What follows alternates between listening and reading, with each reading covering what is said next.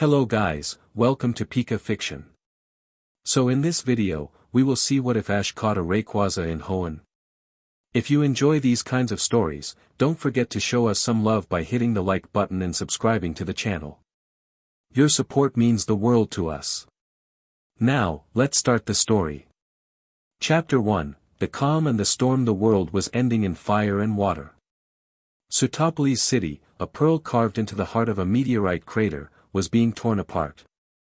One half of the sky burned with a malevolent, sun-scorched crimson, the air thick with ash and the smell of sulfur.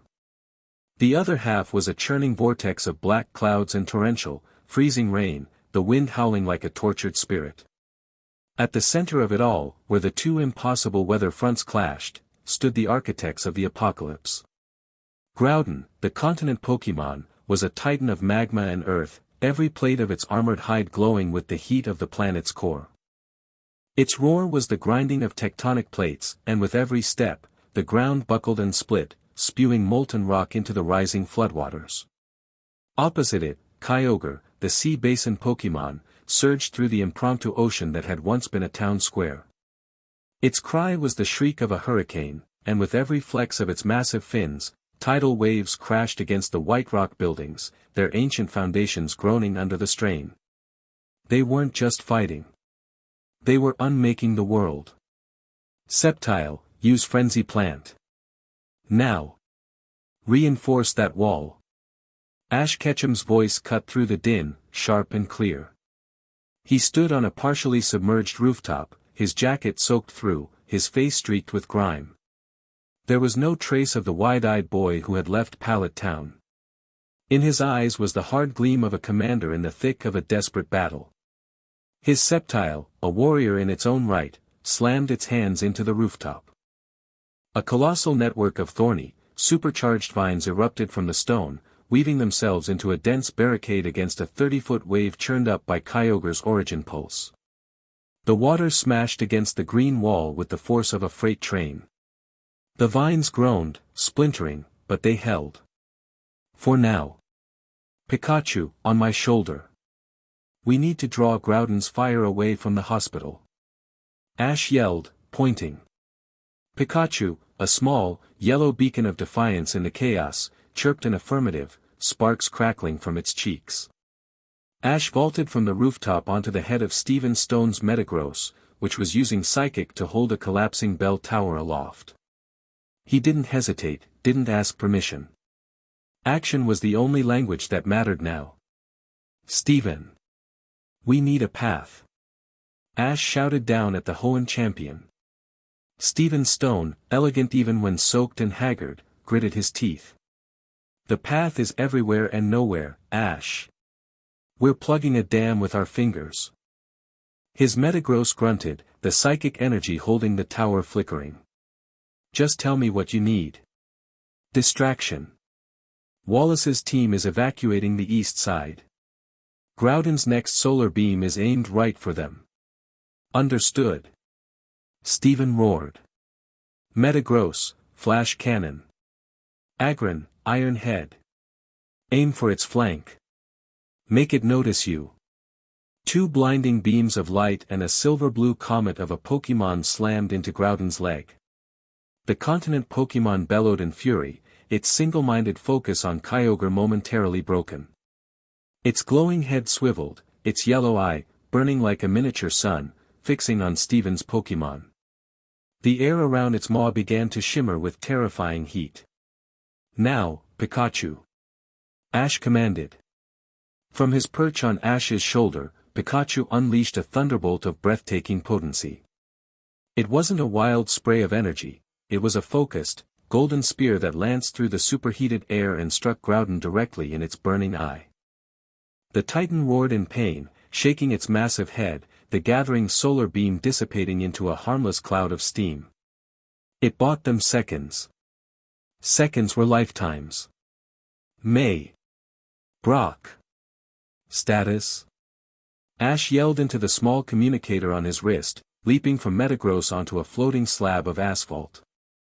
Brock's voice came through, steady as ever, though laced with the static of the storm. We've got the last of the civilians from this sector moving towards the cave shelters. It's slow going. The water's rising too fast. We're using Geodude and Marshtomp to create temporary dikes, but... Ash, it's not enough. May's voice followed, strained but determined. My Blaziken and Beautifly are carrying the injured. We just passed the hospital. That was too close, Ash. Thank you. There was a tremor in her voice she couldn't quite hide. Seeing the beam charge towards them, feeling the hope drain away, only for it to vanish. Just keep moving, Ash said, his voice softer for a moment. He landed on another rooftop, his eyes scanning the battlefield, his mind a whirlwind of tactical calculations.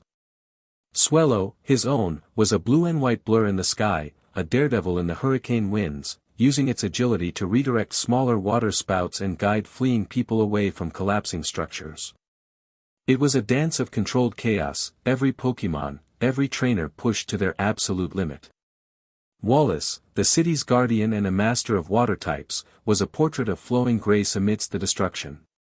His Milotic, beautiful and terrible, coiled through the water, unleashing ice beams to freeze the leading edges of tidal waves, creating temporary walls of ice that shattered moments later. It was a heroic, but ultimately futile, effort. For every wave they stopped, two more took its place. It's the orbs. Wallace's voice projected over the storm, amplified by his Ludicolo's rain dish.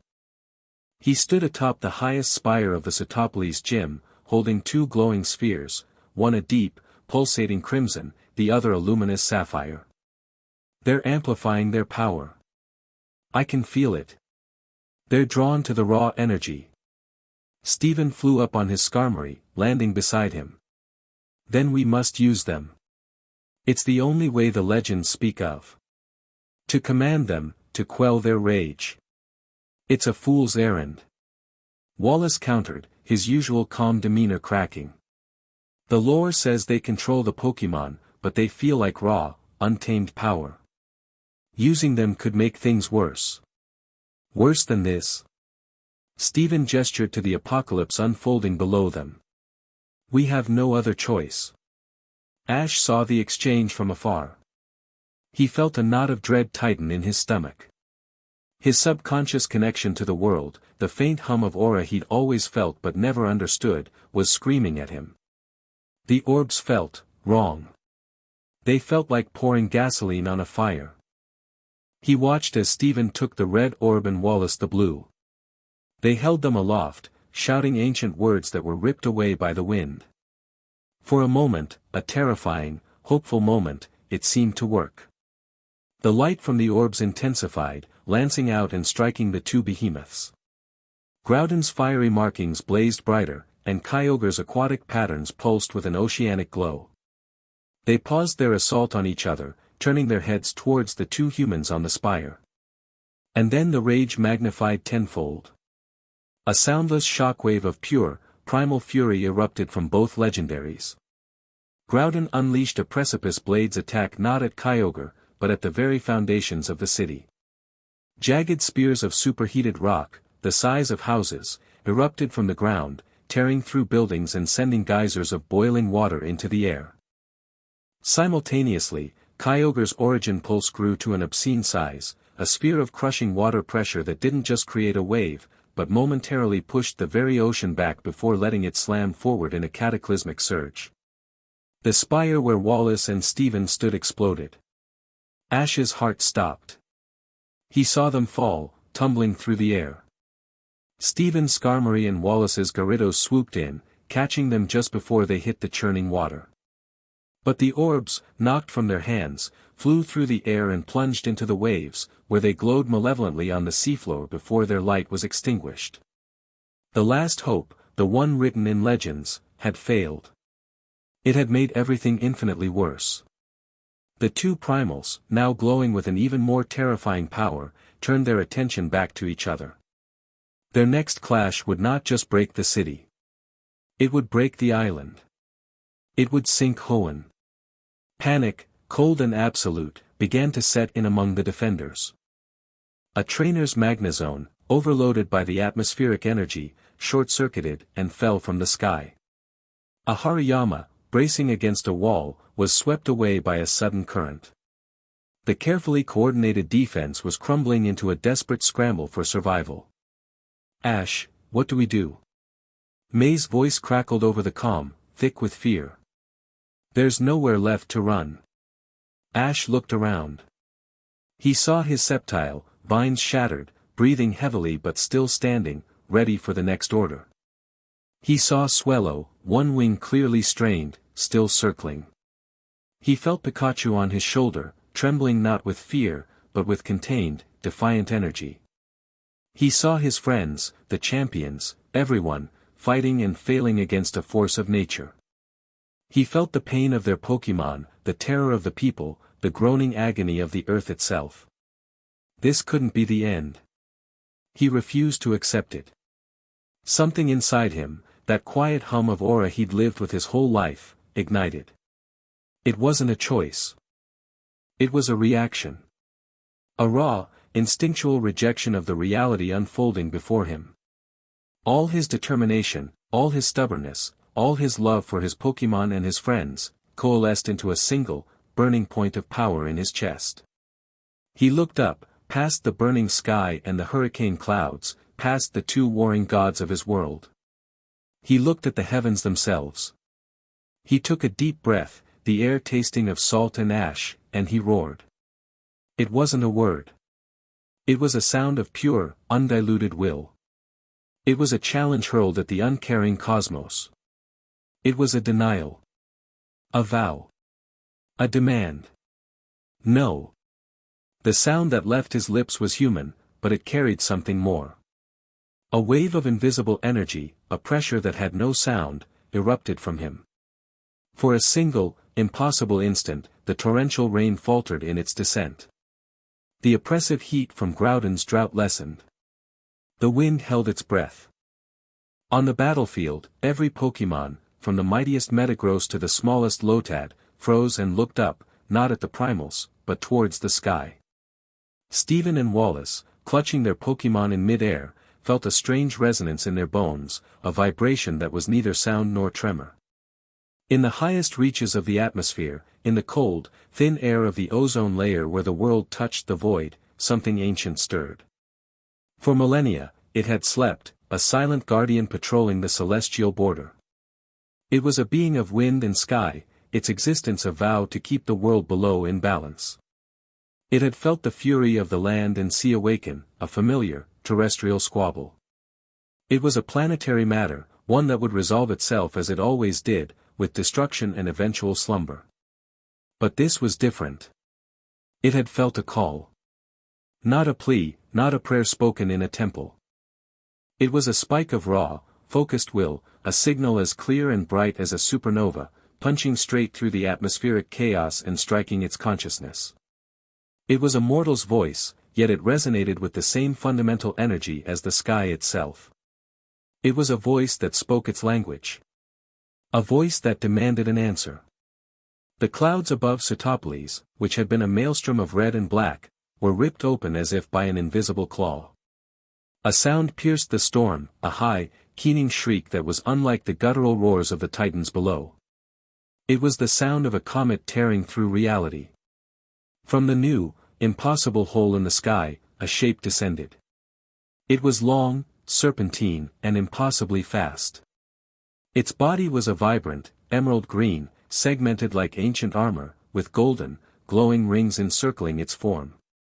It moved not like it was flying, but like it was rewriting the laws of physics to allow its passage. The air around it crackled with ozone, and a visible slipstream of emerald energy trailed behind it like the tail of a star. Rayquaza had answered. It didn't descend to the city. It stopped 1,000 feet above the battling primals, coiling in the air, a silent, celestial emperor looking down upon two unruly children. Groudon and Kyogre both stopped their assault.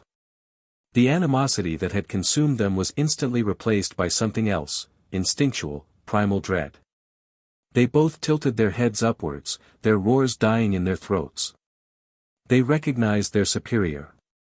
Their keeper. On the rooftop, Ash stared, his chest heaving, the last of his aura-infused shout leaving him feeling hollowed out and dizzy. He watched the magnificent creature hang in the sky, a symbol of absolute power and authority. He had called, and something had come. He didn't understand how. He only knew that the entire dynamic of the battle, of the world, had just been irrevocably altered. By the gods, Stephen whispered, his voice full of a reverence that bordered on terror. Rayquaza let out another shriek, and this time it was not a question but a command. Cease. Groudon, its rage still burning hot, defied it. It loosed a gout of fire, a flamethrower of continental scale, at the sky dragon. Rayquaza didn't even try to dodge. It simply uncoiled, its body straightening like an arrow, and dove. It met the flamethrower head-on, its emerald form enveloped in the inferno. For a second, it looked as though it had been consumed. But then it burst through the other side, utterly unharmed, its speed doubling, tripling. A brilliant green aura flared around its head. Dragon Ascent. It struck Groudon not with the force of a physical blow, but with the impact of a meteor. The sound was a deafening, echoing crack that dwarfed even the thunder. Groudon, the beast that moved continents, was lifted off its feet and slammed backwards into the crater wall, its glowing red markings flickering violently. The oppressive sunlit sky immediately began to cloud over, the drought ability shattered by the overwhelming power of Rayquaza's delta stream. Kyogre, seeing its rival humbled, seized the opportunity. It fired a massive ice beam, a glacier-sized spear of absolute zero, at the airborne Rayquaza. Rayquaza twisted its body, an impossible feat of aerial acrobatics, and the ice beam shot past, freezing a section of the sky that then shattered into a billion glittering shards. Before Kyogre could launch a second attack, Rayquaza was upon it, its jaws glowing with draconic energy. It didn't bite. It simply opened its mouth and released a focused, controlled dragon pulse that struck the water in front of Kyogre, flash boiling a circle 100 yards wide. The resulting steam explosion enveloped the sea basin Pokémon, and its pained cry was muffled by the superheated mist. The battle was a whirlwind of celestial power. Rayquaza was a force of nature taming other forces of nature. It used its incredible speed to stay ahead of both primals, striking with devastating precision. It wasn't a brawl, it was a subjugation. Down below, the battle had stopped. Everyone, human and Pokémon alike, could only stare in humbled silence. Ash watched, his connection to the world still buzzing, and he could feel Rayquaza's intent. It wasn't trying to kill them. It was trying to exhaust them, to force them back into the slumber from which they had been woken. But the primals, supercharged by the failed orb attempt, were more powerful than they had been in millennia. They were wounded and enraged. In a final, desperate gambit, they acted in unison. Groudon, recovering, stomped its foot, and a dozen precipice blades erupted from the ocean floor, aimed at Rayquaza from below. At the same moment, Kyogre unleashed a full-power origin pulse, a sphere of pure, crushing force, aimed from the front. They had boxed it in. Rayquaza shrieked, coiling to dodge, but it was too late. It couldn't evade both. It chose to weather the origin pulse, twisting to take the blow on its armored side, while trying to shatter the rock spears with a volley of dragon pulses. Most of the blades shattered, but one, thick and jagged, caught it in the flank. The stone spear pierced its emerald hide, and a spray of something that shimmered like liquid starlight flew into the air. The origin pulse hit a second later. The double impact threw the Sky Guardian from the air. It roared, a sound of genuine pain this time, and crashed into the side of the Sotoples crater, carving a massive trench in the ancient white rock before collapsing into the churning, muddy water at the city's edge. A stunned silence fell. Groudon and Kyogre, their energy spent, their rage finally quelled by the display of superior power and their final, successful blow, began to sink. Their glowing markings dimmed. Groudon retreated into a newly formed magma vent deep beneath the crater, and Kyogre slipped silently into the abyssal trench, their forms vanishing into the depths. The storm broke. The crimson sun vanished, and the hurricane winds died down to a mournful breeze. The torrential rain softened into a gentle, cleansing drizzle. The apocalypse was over. But their guardian, the being that had saved them all, was wounded and lying half submerged in the ruins of the city. "Stay back."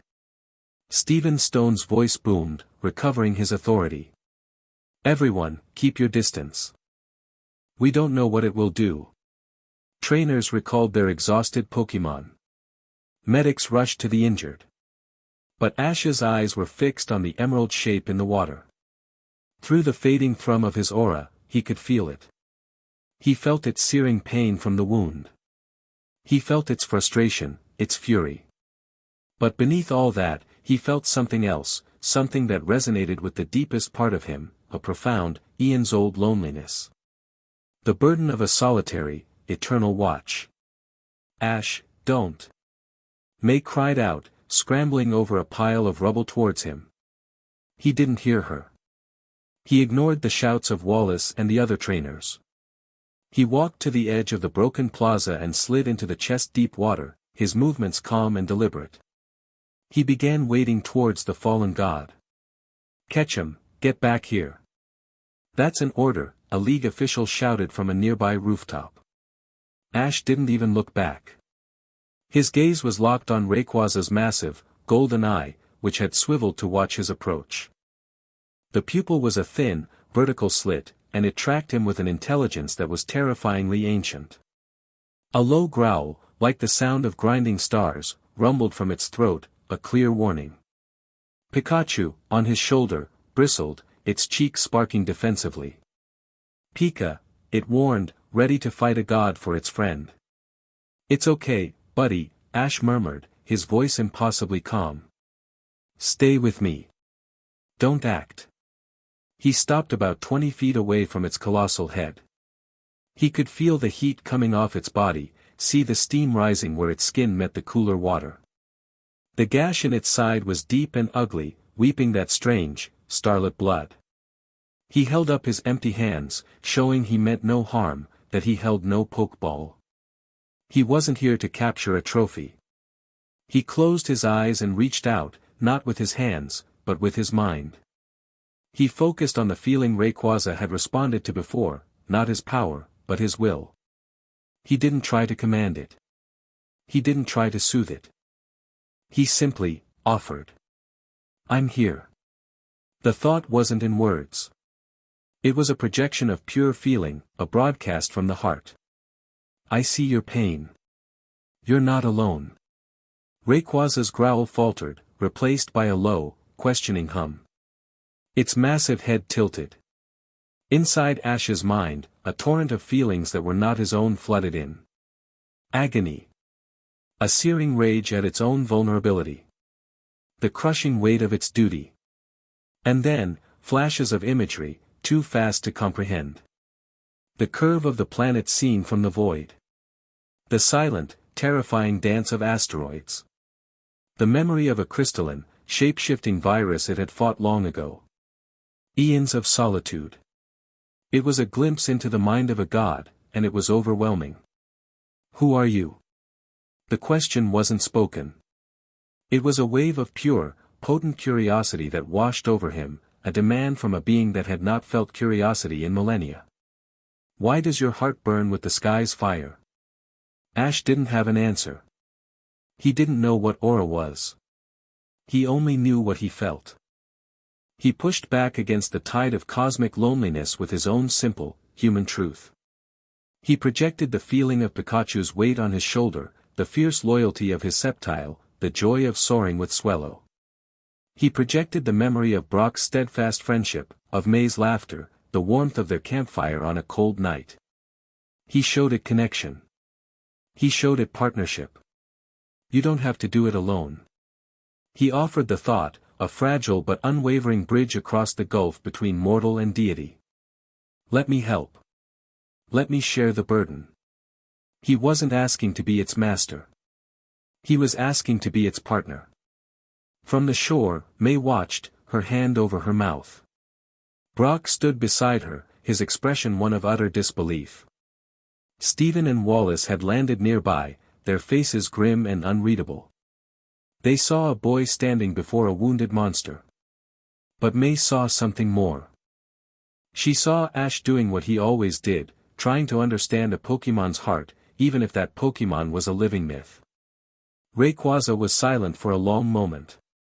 It stared at the boy, this fleeting, fragile creature whose inner fire mirrored the stars it patrolled. It had existed for longer than his species had known fire. It had always been alone. Its duty was its identity. But the world was changing. Threats were becoming more complex. Its own strength, for the first time, had not been absolute.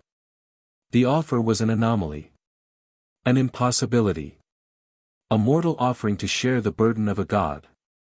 It was absurd. And yet, it was genuine. Rayquaza made a choice. Slowly, majestically, it began to move. It was not an attack. Its massive form began to glow with that same brilliant, emerald light from its dragon ascent.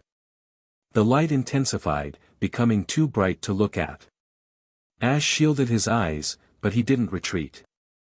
He felt not a threat, but an acceptance. A monumental sense of agreement. The colossal form of the Sky Guardian dissolved. It didn't shrink or get sucked into an invisible vortex.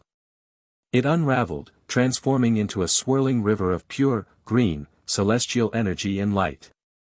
The river of light surged through the air, circling Ash once, a silent, powerful acknowledgement, before flowing towards his outstretched, empty hand. The energy condensed, swirling faster and faster, folding in on itself. The blinding light solidified, the chaos coalescing into a single, perfect form. It wasn't a standard red and white pokeball. It was heavier, crafted from a material that looked like deep jade, swirled with veins of emerald and gold that pulsed with a soft, internal light. The central button wasn't a button at all, but a smooth, black obsidian lens that seemed to absorb the light around it. Ancient, geometric patterns, like those on Rayquaza's body, were etched into its surface. The unique sphere hovered in the air for a second before gently, with a tangible sense of purpose, lowering itself into Ash's palm. It was warm to the touch, and it thrummed with a quiet, immense, sleeping power. He'd done it. He had caught Rayquaza. Or rather, Rayquaza had chosen him.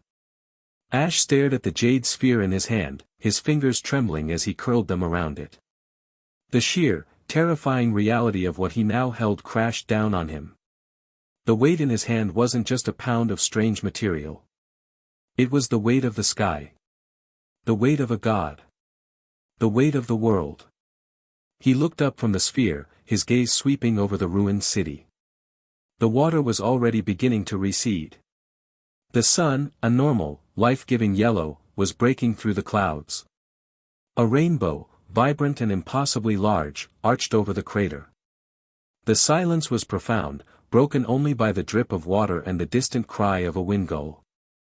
His eyes finally met those of Stephen and Wallace, who were standing on a nearby ledge of rock, their expressions identical. It wasn't triumph. It wasn't celebration. It was a mask of stark, bone-deep awe, mixed with a healthy, intelligent dose of fear. They weren't looking at Ash Ketchum, the talented trainer from Pallet Town anymore. They were looking at the boy who held a god in the palm of his hand. The adventure was over. The journey had just begun. Chapter 2, Echoes of the Sky. The silence was louder than the storm had been. In the hours after the cataclysm, a strange, hollow peace settled over the ruins of Setopolis city.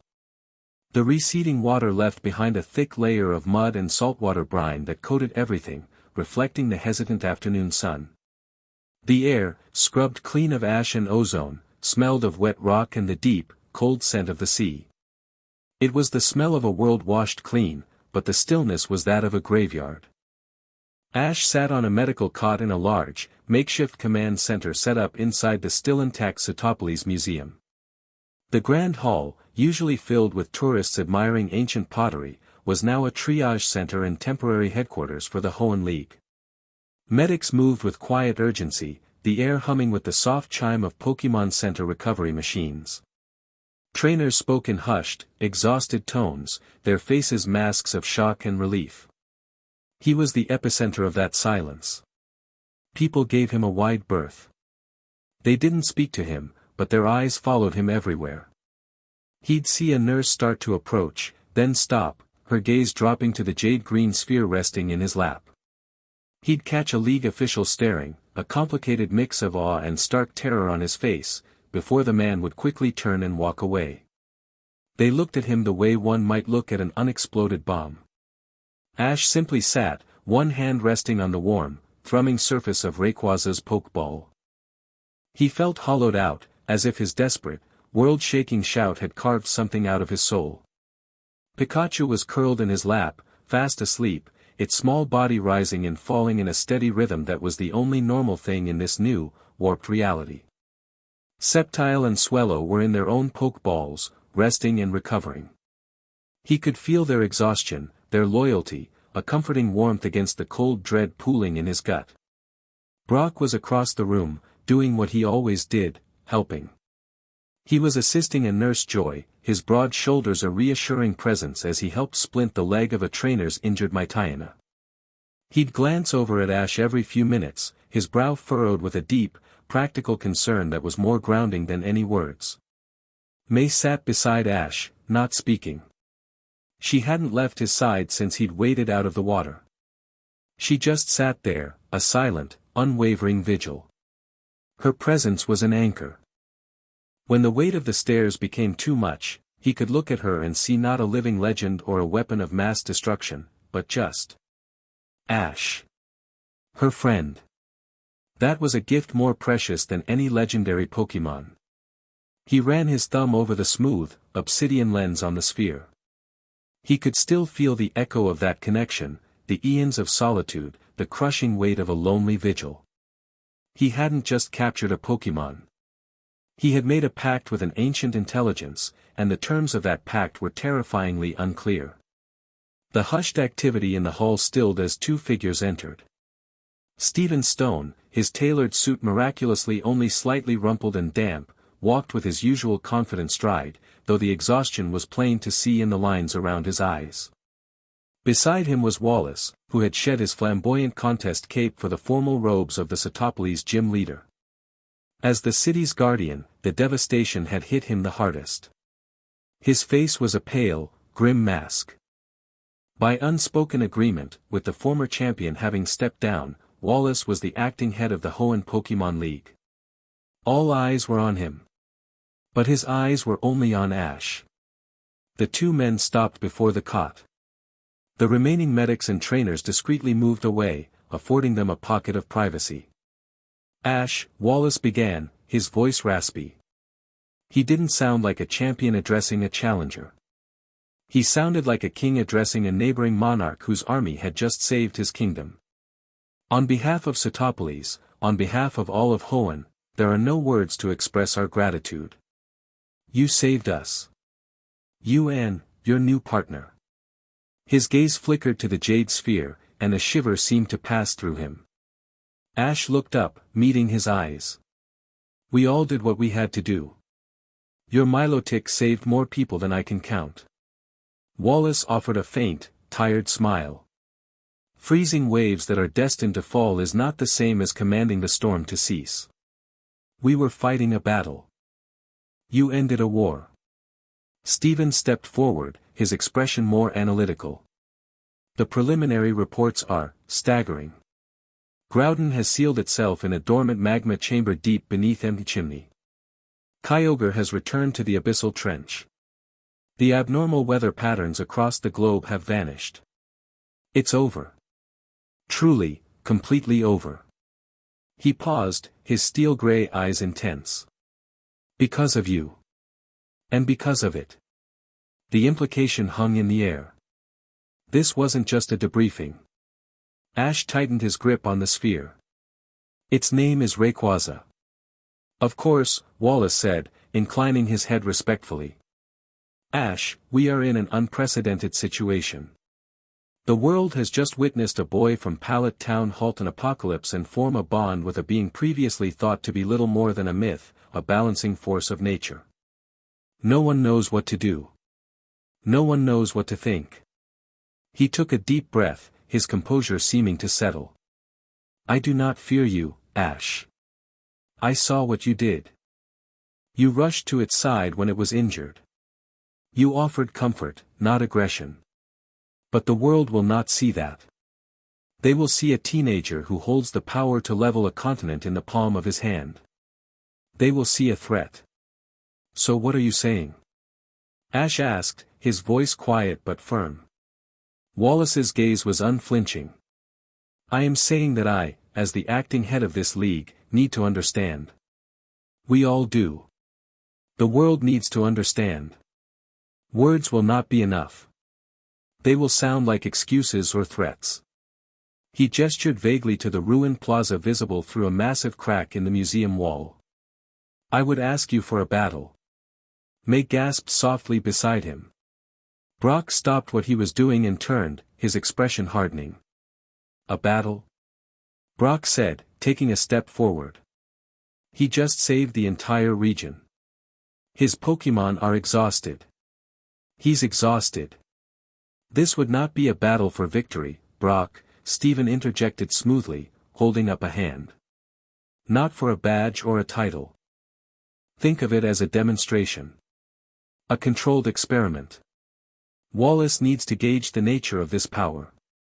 To see it, to feel it, so that when he speaks to the other global leaders, and believe me, they are already screaming to be spoken to, he can do so from a position of knowledge, not fear.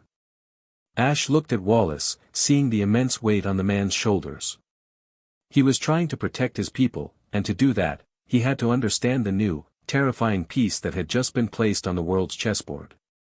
He was asking for the only way a trainer knew how to truly understand another, through battle. Okay, Ash said, his voice cutting through the tension. Everyone looked at him. He stood up, placing Pikachu gently on May's lap. The little Pokémon stirred, blinked, and then settled again, trusting her completely. I'll do it. He looked at Wallace. But on my terms. It will be a full 6-on-6 battle. You and me. And I will use my team, the team you know. Sceptile, Swellow, Pikachu, all of them. I'm not just the wielder of Rayquaza. I am a Pokémon trainer. Let's start with that. A flicker of immense respect showed in Wallace's eyes. He had offered Ash an out, a way to simply showcase the god weapon. Instead, Ash had chosen to stand on his own merit. Your terms are more than acceptable. They are honorable. He turned. We will use what is left of the gym's battlefield. It is the most stable ground in the city. And, we will broadcast it. Let the world watch. Let them see not a monster, but a trainer. An hour later, Ash stood on one side of a vast, circular battlefield of cracked stone, surrounded by a coliseum of ruined white rock. The water had been drained away by a dozen water-type Pokémon, but the ground was still slick and treacherous. Across from him, Wallace stood, poised and focused, the last vestiges of his exhaustion burned away by the familiar fire of impending battle. Drones from the Hoenn news network, hastily flown in, hovered at the edges of the arena, their red recording lights blinking. The world was indeed watching. May and Brock stood on a high ledge, watching with expressions of deep anxiety. May held Pikachu in her arms, the little Pokémon now awake and watching the proceedings with an intense, intelligent gaze. This is insane, May whispered, her knuckles white as she gripped the stone railing. Why is he doing this? Because he has to, Brock said, his arms crossed. Wallace is right. If the first time the world sees Ash use Rayquaza's power is in a moment of anger or fear, they'll brand him a villain for life. This is his one chance to set the narrative. To show control. To show that he's still himself. The battle began. It was a masterclass in Pokémon strategy, a high-speed chess match played with elemental forces. Wallace's Lovedisk, deceptively fast, was outmaneuvered and overwhelmed by the raw power and aerial agility of Ash's Swellow, who used the updrafts from the broken landscape to its advantage. Then came Wallace's Celio, whose thick hide and powerful ice ball attack forced Ash to switch, bringing out his newly evolved Sceptile. The clash between Sceptile and Wallace's Ludicolo was a spectacle of rhythm and speed. Ludicolo's rain dance-fueled attacks were erratic and confusing, but Ash had Sceptile use the slick ground to its advantage, sliding and dodging with impossible grace before ending the match with a single, perfectly aimed leaf blade. The battle was a blur of tactical switches and brilliant plays. Ash fought with a clarity and focus that impressed even Steven, who watched from the sidelines. He was anticipating Wallace's moves, using his Pokémon's unique strengths in perfect concert. He was proving his point, he was a formidable trainer in his own right. The tide began to turn when Wallace sent out his Gyarados. The massive atrocious Pokémon was a beast of pure physical power, and its Dragon Rage attacks forced Ash onto the defensive. After a grueling aerial duel, it managed to overcome Swellow, scoring the first knockout for Wallace. Finally, it came down to the aces. Ash had 2 Pokémon left, a tired but determined Sceptile, and his oldest partner. Wallace had one, his Milotic. Sceptile was recalled, its job done. Ash looked across the field. "Okay, buddy. It's our turn." Pikachu leaped from May's arms, arcing through the air and landing neatly on the battlefield, its cheeks sparking with anticipation. On the other side, Wallace released his final Pokémon. Milotic emerged from its Pokeball in a shower of sparkling water. It was a creature of breathtaking beauty and power, its long, serpentine body gliding over the damp stone as if it were still in the water. It let out a cry that was less a roar and more a beautiful, resonant song. "Pikachu, use quick attack," Ash commanded. Pikachu became a yellow blur, but Milotic was preternaturally fast. It swayed its head, and the attack missed by an inch. "Aqua Ring," Wallace said calmly. A veil of shimmering water coalesced around Milotic, forming a beautiful, spiraling ring. It pulsed with a soft blue light, slowly regenerating the Pokémon's health. This was going to be a battle of attrition. "Don't let it rest." "Thunderbolt!" Ash yelled. A massive bolt of golden lightning erupted from Pikachu, lancing across the arena. "Mirror Coat," Wallace said, his voice even. Milotic's body glowed with an iridescent sheen. The thunderbolt struck it and, for a horrifying instant, was absorbed. Then, with a flick of its tail, the energy was unleashed back at Pikachu, doubled in power. "Dodge it!" Pikachu threw itself to the side, but the beam was too wide. It caught him in a glancing blow, sending him tumbling across the slick stone with a cry of pain. He got up, shaking, but he was singed and slower. "Now, Milotic. Ice Beam, pattern the floor." Milotic unleashed not a single beam, but a spray of freezing energy, coating the entire battlefield in a treacherous, uneven layer of slick ice. Pikachu struggled to find its footing, sliding uncontrollably. "It's a trap," Brock exclaimed. "He's controlling the terrain." Milotic surged forward, its movements unaffected by the ice. "Bind!" Wallace commanded. Its long, powerful body shot forward and coiled around Pikachu, lifting him into the air. Pikachu struggled, letting out small bursts of electricity that seemed to have no effect on the water type. Milotic's grip tightened, and Pikachu let out a genuine cry of pain. Ash's face hardened. This was no longer a demonstration. His friend was in danger. "Pikachu, use Iron Tail on the ice. Break your footing." Pikachu's tail glowed with a metallic sheen. He twisted and slammed it against the icy ground below. The ice shattered, and for a moment, Milotic's coils loosened as it adjusted its balance on the broken surface. "Now. Full power. Volt Tackle." "No, Ash, don't."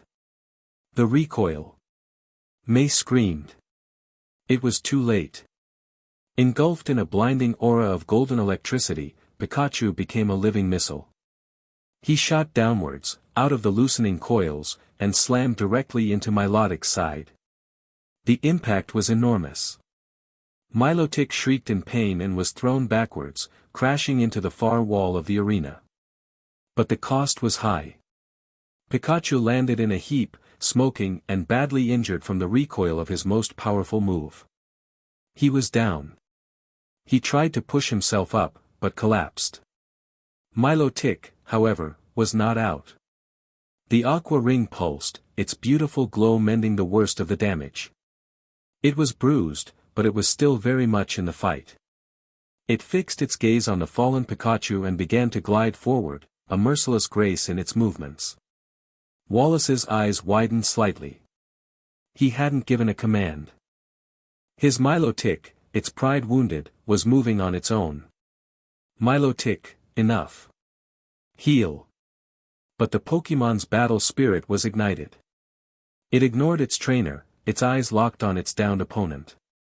It was going to finish the fight. Ash saw it. He saw the intent in Milotic's eyes. He saw his oldest friend, his partner, lying helpless on the ground. And in that instant, every calculation, every political consideration, vanished. There was only one thing that mattered. He didn't shout. He didn't roar. He simply spoke a name, his voice low and resonant with a power that made the air grow cold. Rayquaza. He raised his hand, the jade sphere pulsing with a sudden, violent light. It didn't open. The sphere itself dematerialized into a stream of emerald energy that shot into the sky above the arena. For a fraction of a second, a portal of swirling green chaos ripped open in reality. It wasn't a full appearance. What emerged was only the head and perhaps 30 feet of the serpentine neck of Rayquaza. It was impossibly vast, blotting out the sun, its golden eyes burning with ancient starlight. It didn't roar.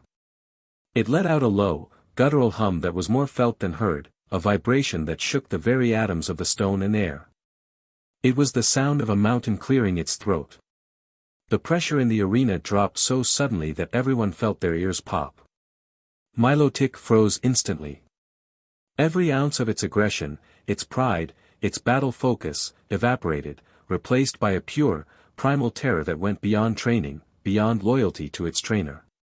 It was the instinct of a fish staring into the jaws of a leviathan.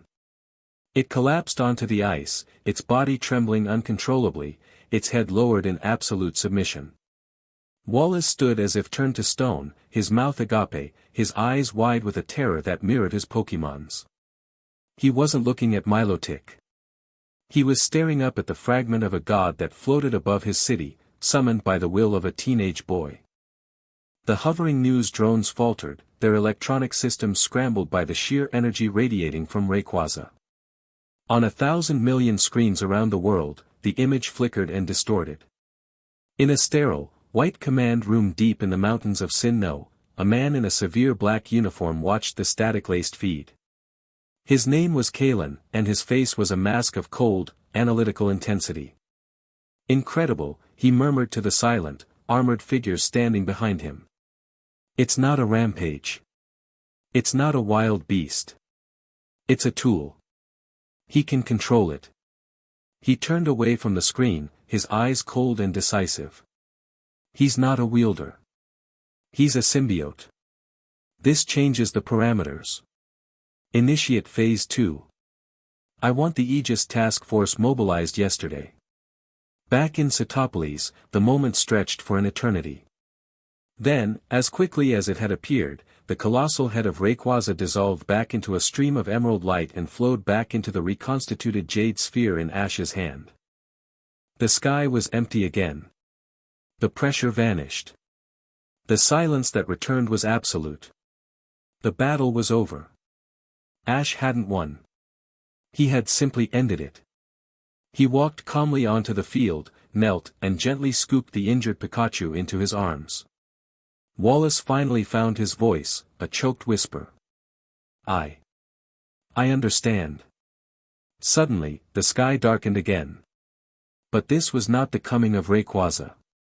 A shadow passed over the arena, and a fierce wind kicked up dust and debris. A massive shape descended, landing with a ground-shaking thud that cracked the stone battlefield. It was a salamence, its powerful wings beating the air, its eyes glowing with feral intelligence. On its back was a woman with wild, dark hair, eyes burning with a zealot's fire, and a strange, keystone-like accessory clipped to her leg. It was Zinnia. She vaulted off the salamence's back before it had even fully landed, her green cape swirling around her. She pointed a trembling finger at Ash, her face a mask of pure, undiluted rage. "You," she shrieked, her voice echoing through the ruined Colosseum. "Thief! Blasphemer!" Steven stepped forward, his expression hardening. "Zinnia! Stand down. You do not want to do this. He is the one who has done this," she spat, ignoring the champion completely. Her furious gaze was locked on Ash. "My people, the Draconids, we have guarded the lore for 1,000 years. We have bled and died to earn the favor of the Sky Guardian. We have prepared our entire lives for the day when we would be needed to summon Lord Rayquaza to save the world." She took a step closer, her salamence growling protectively at her side. And when the moment came, when the world cried out in need, it chose him. She said the word with utter contempt. "A child. An outsider. A nobody with a rat on his shoulder. You have stolen our destiny. You have stolen our god." Ash stood his ground, cradling the unconscious Pikachu. "I didn't steal anything," he said, his voice level despite the woman's venom. "I just asked for help." "Lies!" Zinnia screamed. "You are unworthy.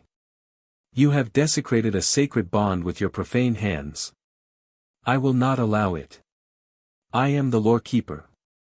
It is my duty to reclaim what you have stolen." She raised her hand. "Salamence. Draco Meteor." Her salamence roared and launched itself into the air, its mouth glowing with cataclysmic power. A sphere of orange energy formed and then exploded, sending a dozen smaller, flaming meteors hurtling down towards Ash. Ash didn't even flinch. He didn't have to. He raised the jade sphere again. This time, there was no grand appearance. A fissure of green energy appeared in the air directly in front of him. From it, a section of Rayquaza's serpentine tail, 100 feet of emerald, armored flesh, lashed out. It didn't glow. It didn't crackle with power. It just moved with impossible, casual speed. It batted the first meteor away as if it were a fly. The supercharged ball of draconic energy was sent flying harmlessly into the crater wall, where it exploded with a deafening roar. The tail then swept upwards in a graceful, contemptuous arc, intercepting the rest of the meteors and deflecting them into the sky, where they detonated like fireworks. The entire exchange took less than 2 seconds. The tail then slipped back into the energy fissure, which sealed itself with a faint hiss. Zinnia and her salamence were frozen in mid-air, stunned into silence. The sheer, casual, effortless dismissal of their ultimate attack was more humiliating, more devastating, than any counterattack could have been. It wasn't a fight. It was an annoyance being swatted away. Zinnia landed, her body trembling with a mixture of fury and shock. Her fanatical certainty was, for the first time, cracked.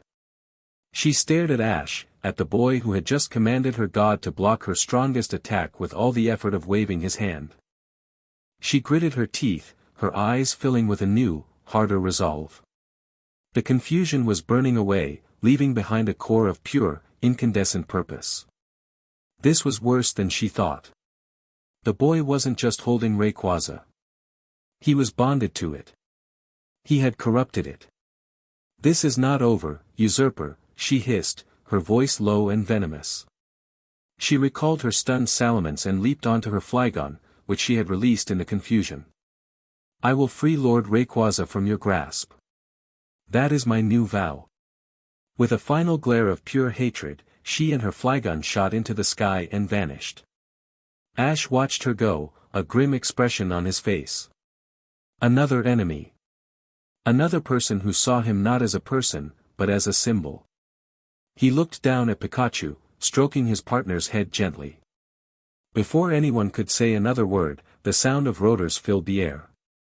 A sleek, matte black helicopter with no identifying marks descended, landing in the center of the ruined arena. Its side door slid open and a man in a flawless black suit and dark glasses stepped out. He moved with the cold, emotionless precision of a machine, his polished shoes clicking on the cracked stone. He walked directly to Ash, ignoring Wallace and Steven completely. He held out a black data pad. "Ash Ketchum," the man said, his voice devoid of any inflection. "You are hereby summoned by the authority of the International Pokémon Federation Council to an emergency summit at the Aegis Zero facility in the OR region. Your presence is required to address the post-calamity security crisis." Ash looked from the datapad to the man's impassive face. "And if I refuse?" The man's lips didn't even twitch.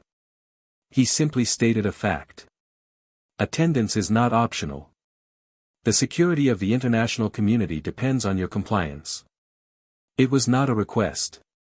It was a threat, wrapped in the sterile language of bureaucracy. He was being summoned. Caged. Ash looked down at the jade sphere in his hand, feeling its familiar, steady warmth. The small world of gym badges and Pokémon leagues felt a lifetime away. He was on a much larger, much more dangerous field now, and he hadn't even asked to play. Chapter 3, The Weight of the Crown. The journey to OR was a silent, sterile affair. Ash, May, and Brock flew in the back of the unmarked helicopter, a machine that felt more military than civilian. The windows were polarized black, shutting them off from the world below. They could have been flying over Hoenn's lush forests or the open sea, it made no difference. The world had been reduced to the monotonous thrum of the rotors and the cold, recycled air of the cabin.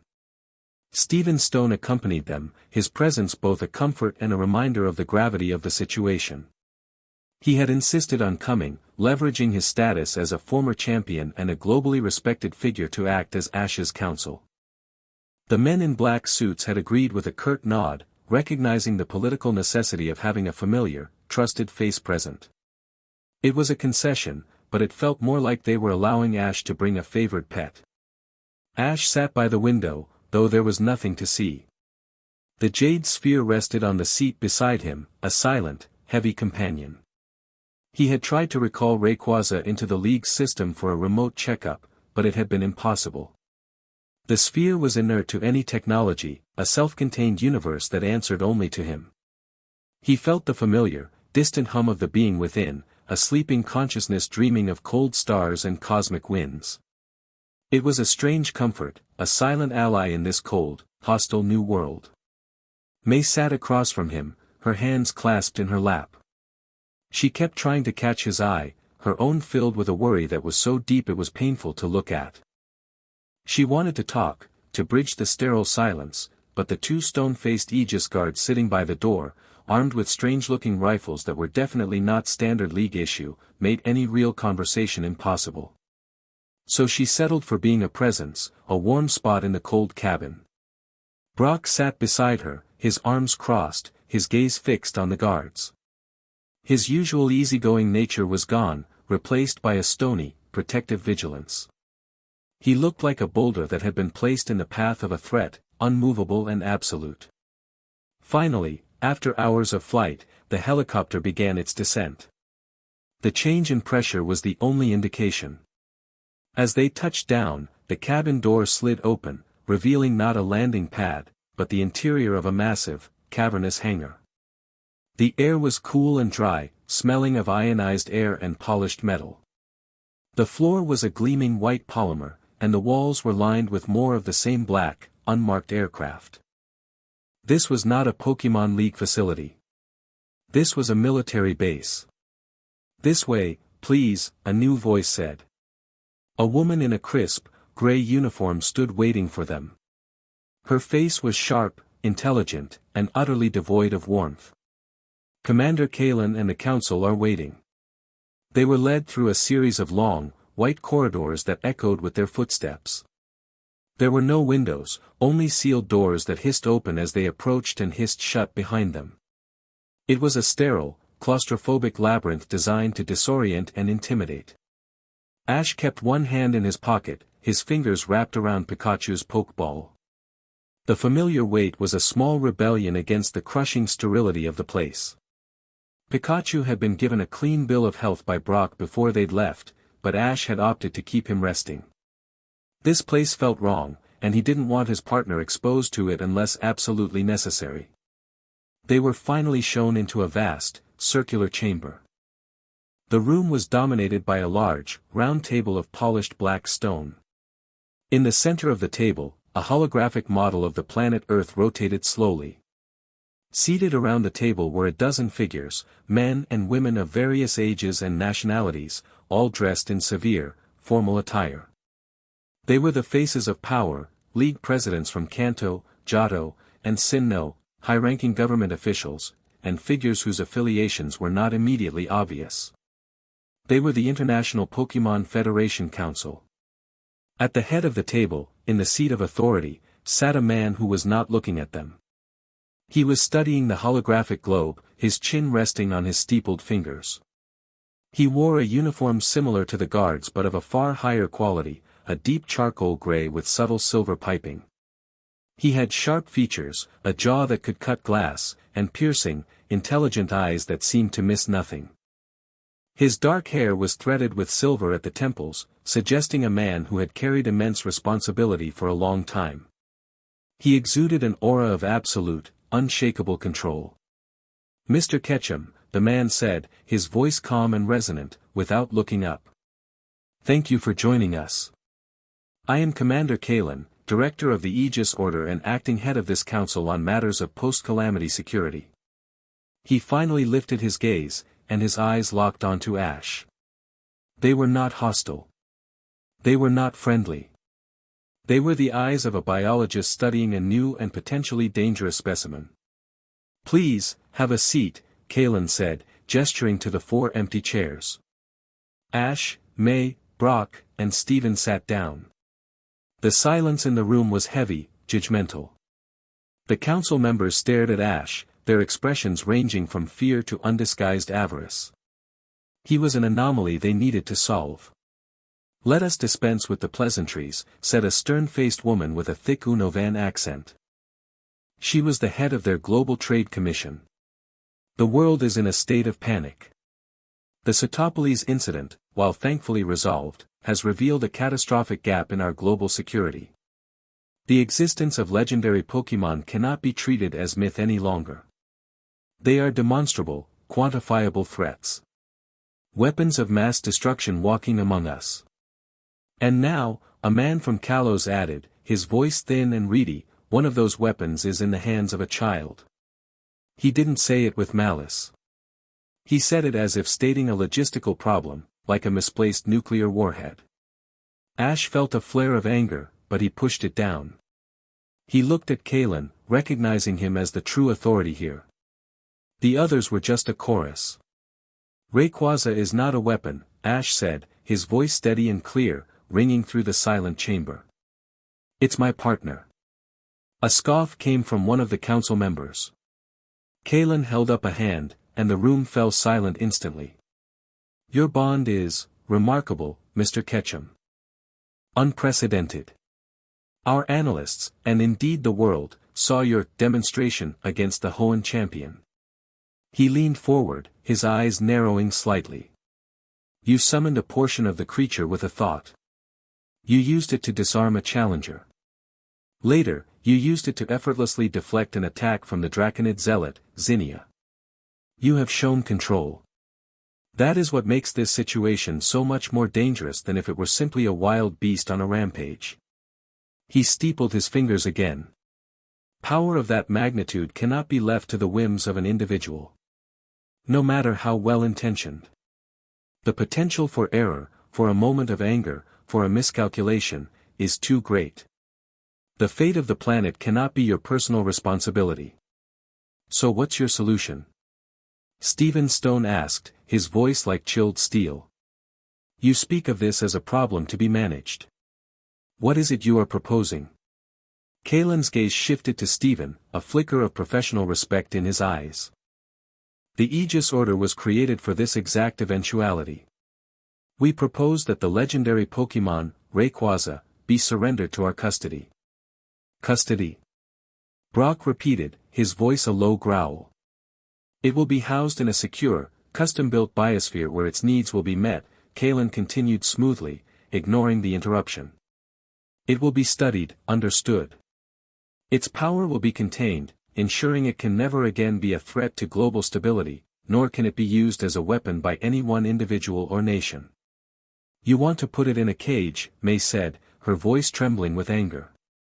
She had been silent until now, but this was a line she could not let them cross. Kalen looked at her, his expression softening almost imperceptibly, the way one might look at a naive child. We want to ensure the safety of 7 billion people, Mississippi. A cage for one, to ensure the freedom of all. The math is simple. Ash finally spoke, his voice dangerously quiet. No. The single word hung in the air like a death sentence. The council members shifted uncomfortably. Kalen's calm expression didn't change, but a new, hard light entered his eyes. Mr. Ketchum, I said no, Ash repeated, standing up. He placed his hands flat on the cold, black table. You talk about Rayquaza like it's an object. A thing to be locked away. You didn't see what I saw. You didn't feel what I felt. It's a living being that has guarded this planet for longer than humans have existed. It chose to come with me. It made a choice. And I will not betray that trust by handing it over to you to be put in a cage. He looked around at the faces of the council, his gaze unwavering. You say you're afraid of what I might do with this power. But I'm more afraid of what you would do with it. You say you want to study it, but you're wearing uniforms and carrying weapons. You don't want to understand it. You want to control it. And that is something I will never allow. A tense, heavy silence descended. Ash had thrown down a gauntlet. He had declared himself an independent power, beholden to no one. Kalen's expression was unreadable. He slowly stood up, mirroring Ash. The two of them faced each other across the polished table, the holographic earth spinning between them. You are young, Ash, Kalen said, his voice laced with something that might have been pity. You see the world in black and white. Good and evil. Trust and betrayal. But the real world is made of shades of gray. It is made of hard choices and necessary sacrifices. He sighed, a sound of weary disappointment. You believe you are its partner. But the world sees you as its master. A boy with a divine weapon. And that makes you the single greatest threat to global security in human history. Suddenly, alarms blared through the chamber, casting the room in a flashing red light. A frantic voice came over the intercom. Commander. We have a situation. Code Red. A Dragon-class subject has breached containment at the Mauville Hills substation. It's rampaging towards the port city. Several council members jumped to their feet in alarm. Kalen, however, remained perfectly calm. He simply turned his head towards a darkened screen on the wall, which flickered to life. The image was from a security camera, showing a massive dragonite tearing through a power station, its eyes glowing with a feral red light. It was thrashing wildly, unleashing hyper beams that tore through transformers and pylons. Mauville Hills. Stephen said, his eyes narrowing. That's on the coast of Hoenn. Near New Mauville. Kalen turned back to Ash, his face a mask of calm authority. It seems we have a crisis. An unforeseen complication. Ash stared at him, then at the screen. The Dragonite's movements, they were chaotic, but also strangely repetitive. It wasn't moving like a wild, enraged Pokémon. It was moving like a panicked one, trapped and lashing out. And its sudden appearance, right now, in the middle of this confrontation. It felt too perfect. This is a test, Ash said, his voice flat. Kalen raised an eyebrow. A powerful and dangerous Pokémon is threatening a major metropolitan area. I would call that a crisis, Mr. Ketchum. One that my forces are equipped to handle. We will neutralize the threat. Neutralize. May whispered in horror. You're going to kill it? We will do what is necessary to protect civilian lives, Kalen stated coolly. He looked at Ash. Unless, of course, you believe there is another way. You claim to be a partner to these powerful creatures. You claim your way is one of understanding, not control. He gestured to the screen. Prove it. Show us. Show the world that your method is superior. Tame the beast, Mr. Ketchum. The world is watching. The trap was brilliant. If Ash refused, he looked weak and hypocritical. If he failed, it would prove Kalen's point that such creatures were too dangerous to be left untamed. If he succeeded, but caused massive collateral damage, it would also prove Kalen's point. And if he used Rayquaza to simply obliterate the Dragonite, he would become the very monster they claimed he was. Ash looked at the screen, at the panicked Dragonite. He saw not a monster, but a victim. He met Kalen's challenging gaze. Get me there, Ash said. Now. The flight to Mauville was faster, the helicopter's engine screaming as it pushed its limits. This time, the windows were clear. Below them, the sprawling, technologically advanced city of Mauville glittered, a jewel of neon and steel. In the distance, near the port, plumes of smoke were rising into the sky. As they approached, they could see the chaos. The Dragonite was rampaging through the cargo port, tossing shipping containers around like building blocks. Its eyes were still glowing that sick, angry red. Hovering at a safe distance were several Aegis Order helicopters, their spotlights trained on the creature, but they were holding their fire. They were waiting. They're hurting it, Brock observed grimly. They're pushing it away from the open water and into the most densely packed, complicated part of the port. They're making it as difficult as possible. They want him to fail, May said, her hand gripping Ash's arm. Ash, you don't have to do this. Yes, I do, Ash said, his eyes fixed on the scene below. He stood up as the helicopter door slid open. The wind whipped his hair. If I don't, they'll kill it. This isn't about me. It's about him. He pointed at the Dragonite. He released Swellow and Sceptile from their poke balls onto the hangar floor of the moving helicopter. Swellow, I need eyes. Get above the chaos, find a clear path for the civilians to evacuate. Don't engage the Dragonite, just give me a tactical overview. Sceptile, you're with me. We're going in fast and quiet. His Pokémon nodded, their expressions serious and focused. Mr. Ketchum, the pilot's voice came over the intercom. Commander Kalen is on the line. He wishes to remind you that lethal force has been authorized if you cannot contain the subject within the next 10 minutes. A countdown. Another turn of the screw.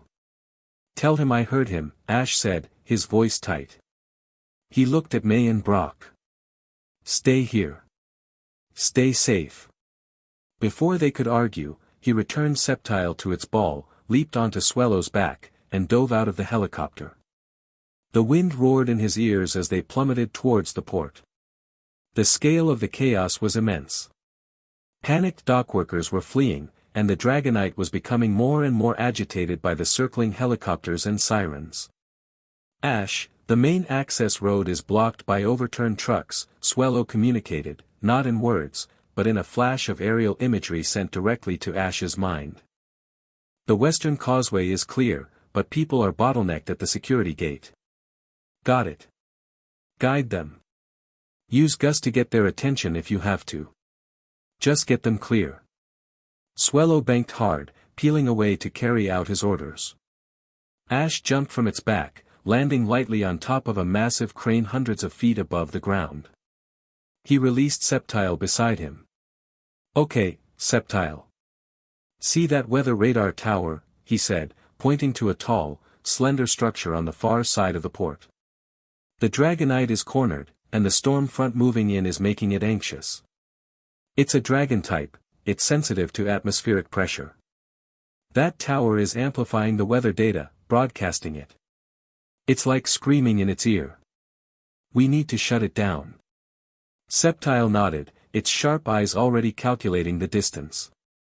I'll draw its attention. You move along the cranes and gantries. Stay high, stay out of sight. When you get to the tower, cut the main power conduit. It's the thickest cable at the base. Got it? Sceptile gave a sharp cry of understanding and vanished, a green blur leaping from the crane into the labyrinth of steel beams below. Ash took a deep breath. Now for his part. He slid down a thick cable to a lower gantry, positioning himself 100 yards from the rampaging Dragonite. Pikachu, I need you, he said, releasing his partner. Pikachu landed on the beam, cheeks sparking, his gaze fixed on the much larger dragon type. We're not fighting it, buddy. We're helping it. I need you to be a distraction, but a precise one.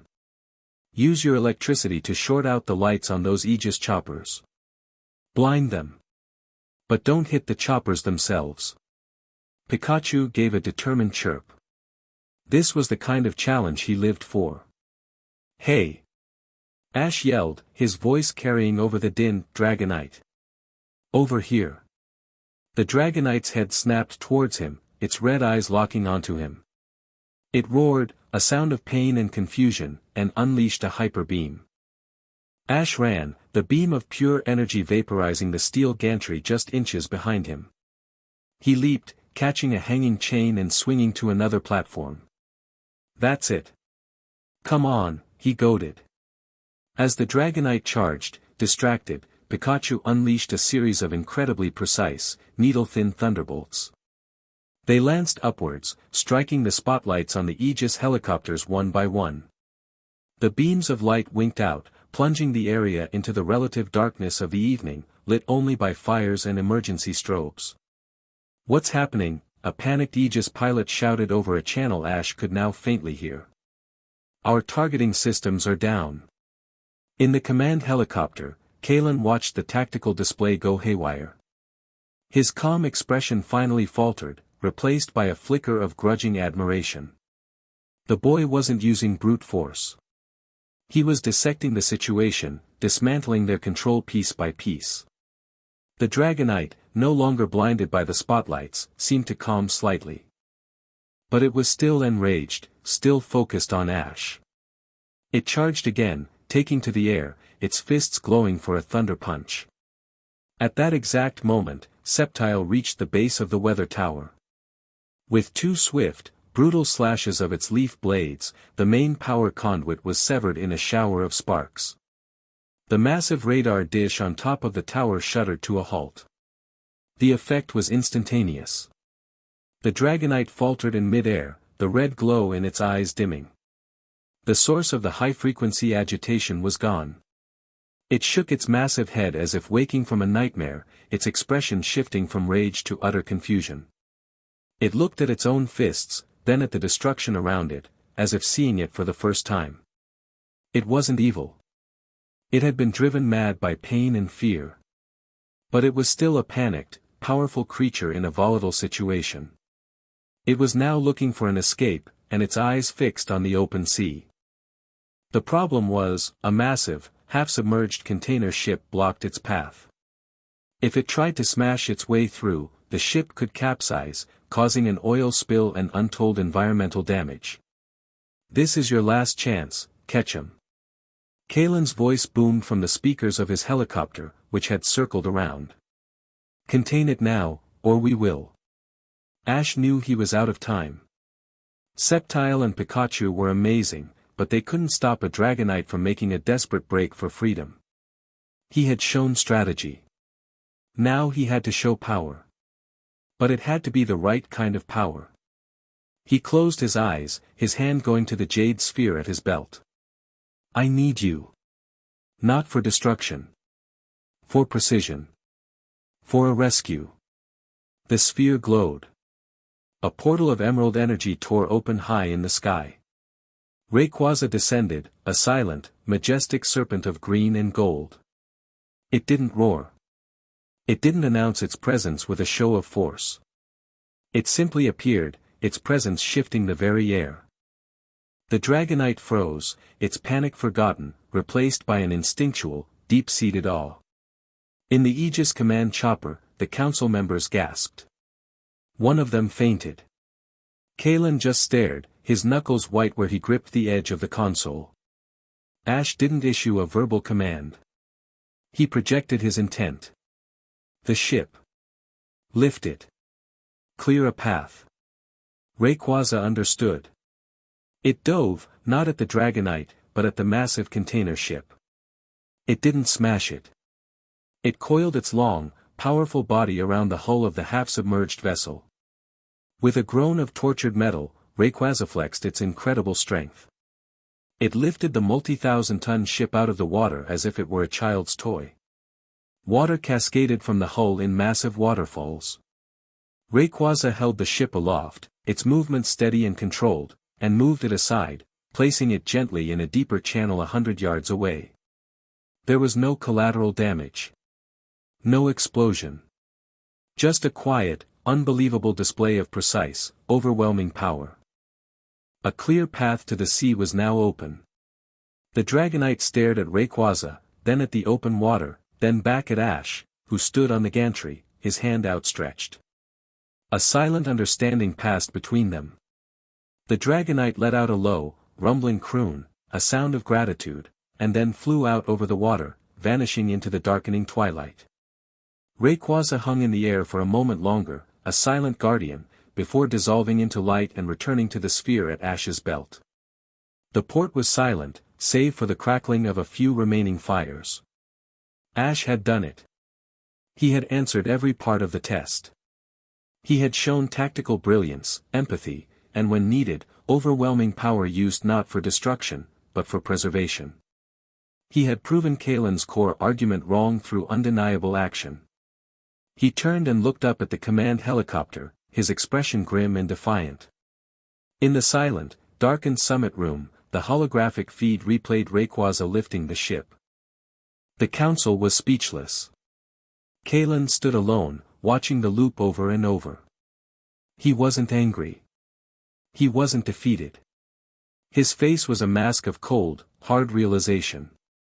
He had underestimated the boy. He had thought he was dealing with a teenager who had stumbled into power. He now understood he was dealing with a true symbiotic entity, a being whose will was perfectly aligned with a primordial force. Ash Ketchum wasn't the keeper of the weapon. He was its living, breathing firing solution. This changed everything. His plan to simply cage the beast was naive. He couldn't separate them. Therefore, he would have to deal with both.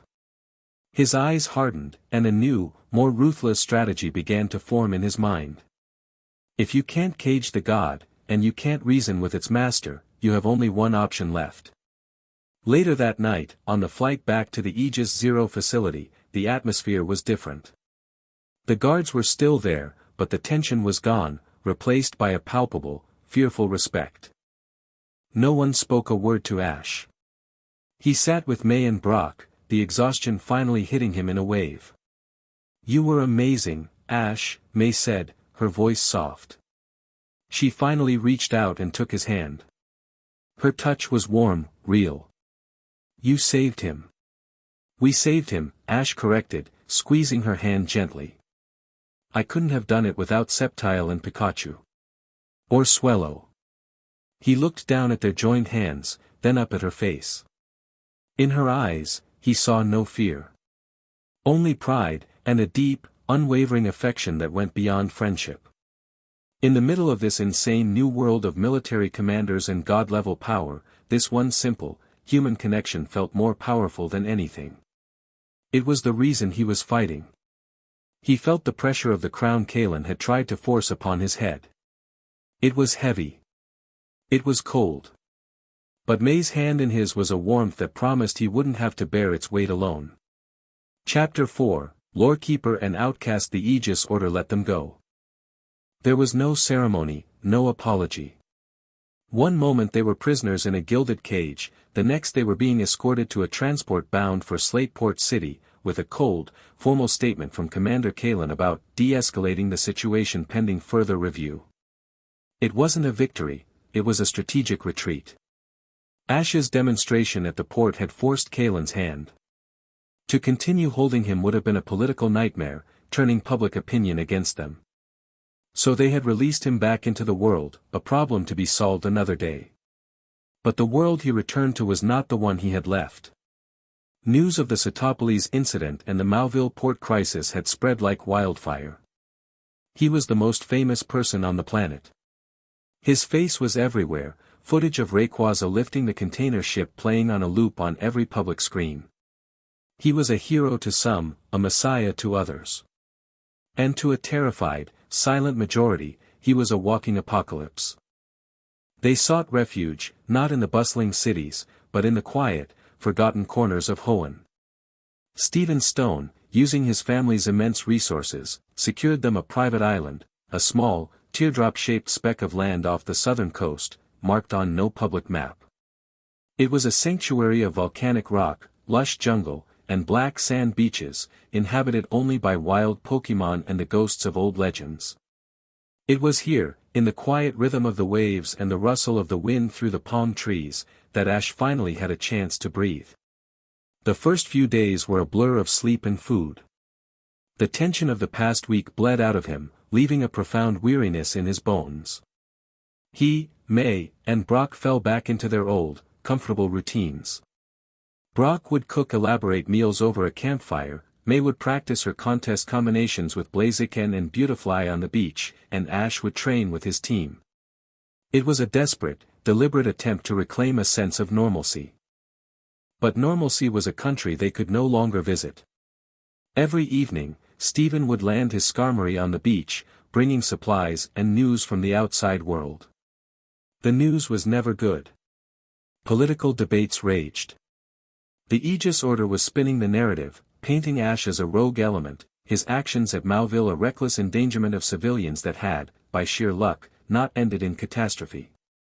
Zinnia, the Draconid lore-keeper, had become a public figure, giving fiery, impassioned speeches denouncing Ash as a heretic, her words finding fertile ground among those who feared his power.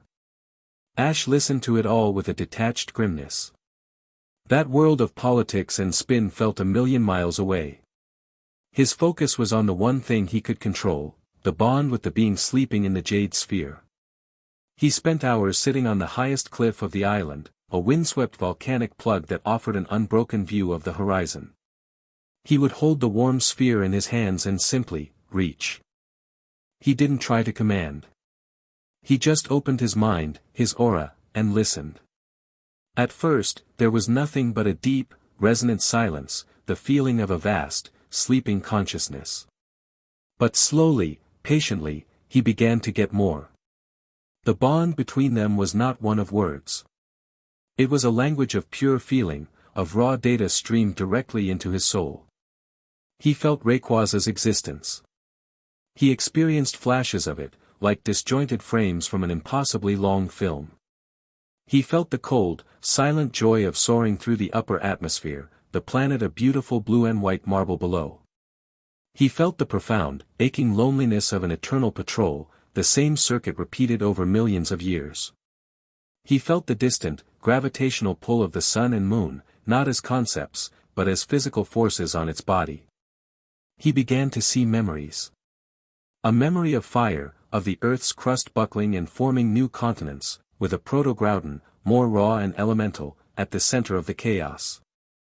A memory of endless water, of the world submerged under a global ocean, and the ancient, primal form of Kyogre swimming in the darkness. He saw Rayquaza descending from the sky, not as a warrior, but as a judge, its presence forcing balance upon its two terrestrial siblings. One afternoon, a memory came through that was sharper, more terrifying than the rest. He saw the cold blackness of space, and a crystalline object hurtling towards the planet. It was a meteor, but it was alive. It unfolded, shifting, its form unstable, creating duplicates of itself. It was Deoxys. He felt Rayquaza's immediate, violent reaction, not of anger, but of territorial defense. It perceived the alien life form as a virus, a foreign body invading its world. He witnessed their silent, devastating battle in the ozone layer, a clash of cosmic forces that had scarred the very edge of the atmosphere. He understood then that the lore Zinnia clung to, the story of the celestial battle, was not a myth. It was a memory. He shared these things, these overwhelming cosmic truths, with the only person he could. He found May on the black sand beach as the sun began to set, painting the sky in hues of orange and violet. She was sitting with her skitty, brushing its fur, her movements gentle and rhythmic. "His name isn't really Rayquaza," Ash said, sitting down beside her. The sand was still warm from the day's sun. May looked up, a question in her eyes. "What do you mean?" "That's just the name humans gave it. A label for the myth." He looked out at the ocean, the waves washing over the shore with a soft hiss. "It doesn't have a name. It doesn't think in terms of names or words. It just is. It is the sky, the balance, the guardian." He told her about the memories, about the feeling of space, the ancient battle with Deoxys. He tried to put the overwhelming sensory data into clumsy human words. He spoke of the profound, crushing loneliness that was the core of its being. "It's never had a partner," Ash said, his voice soft. "It's never had anyone. Its entire existence has been a solitary duty. When I called out in Setopolis, it didn't just hear a cry for help. It felt a resonance. Another being whose will was strong enough to touch its own. It didn't choose me because I was strong or special. It chose me because it was lonely, and for the first time in a million years, someone was speaking its language." May listened, her expression unreadable. She wasn't listening to a story about a legendary Pokémon. She was listening to Ash describe the heart of his new friend. "What does it feel like?" she asked quietly. "Having all that in your head?" Ash was silent for a moment. "It's heavy," he admitted. He looked at her, his eyes vulnerable in the twilight. "I see things, May. I feel how fragile everything is. The crust of the planet, the atmosphere, it's all so thin. So easy to break. And I'm holding the thing that holds it all together. And I'm terrified I'm going to drop it." She didn't offer platitudes. She didn't say, "You'll be fine," or, "You can handle it." She simply reached out and took his hand. Her fingers laced with his, a simple, firm connection. "Then you won't hold it alone," she said. Her eyes searched his, and in that moment, the world of Aegis soldiers and ancient gods fell away. There was only the sound of the waves, the fading light, and the profound, unspoken truth that had been growing between them for months. It wasn't a dramatic revelation. It was a quiet, inevitable sunrise. He leaned in, and she met him halfway. The kiss was soft, tentative, tasting of salt and relief. It wasn't a kiss of fiery passion, but one of deep, desperate grounding. It was an anchor in the storm. It was a promise that even if he had the weight of the world on his shoulders, he had a place to rest. When they parted, they just sat there for a long moment, their hands still clasped, watching the first stars begin to appear in the violet sky. The silence was comfortable, full of everything that didn't need to be said. Their quiet moment was shattered by a familiar, unwelcome sound, the beat of powerful wings. They both looked up as a flygon descended, landing 50 yards down the beach. Zinnia slid from its back, her expression as stormy as ever. But this time, she wasn't alone. Her massive salamence landed beside her, and behind her, 4 other Pokémon emerged from their pokeballs, a powerful Tyrant Rum, a sleek Noivern, a ghostly Gudra, and an elegant Altaria. She hadn't come for an argument. She had come for a war. Ash and May stood up. Brock, alerted by the noise, came running from the campsite, his onyx emerging from its ball and taking up a defensive position behind him. "Zinnia," Ash said, his voice steady. He stepped in front of May, a protective instinct taking over. "This is a private island. You're not welcome here." "I am a daughter of the sky," she retorted, her voice carrying on the wind. "No part of this world is barred to me. Least of all a place where my God is being held captive." She looked past him, at May, at Brock, at the peaceful campsite. A flicker of something, contempt, jealousy, crossed her face. You hide on this island. You play at being a family. You think this is a game. You have no idea of the burden you have stolen. I know more about that burden than you think, Ash said quietly. Zinnia's eyes narrowed. Empty words. You have defiled a sacred trust. You have taken a being of divine power and treated it like one of your common pets. She raised her chin, her zealot's fire returning. I challenged you before, and you answered with a coward's trick. Now, I demand satisfaction. A true battle.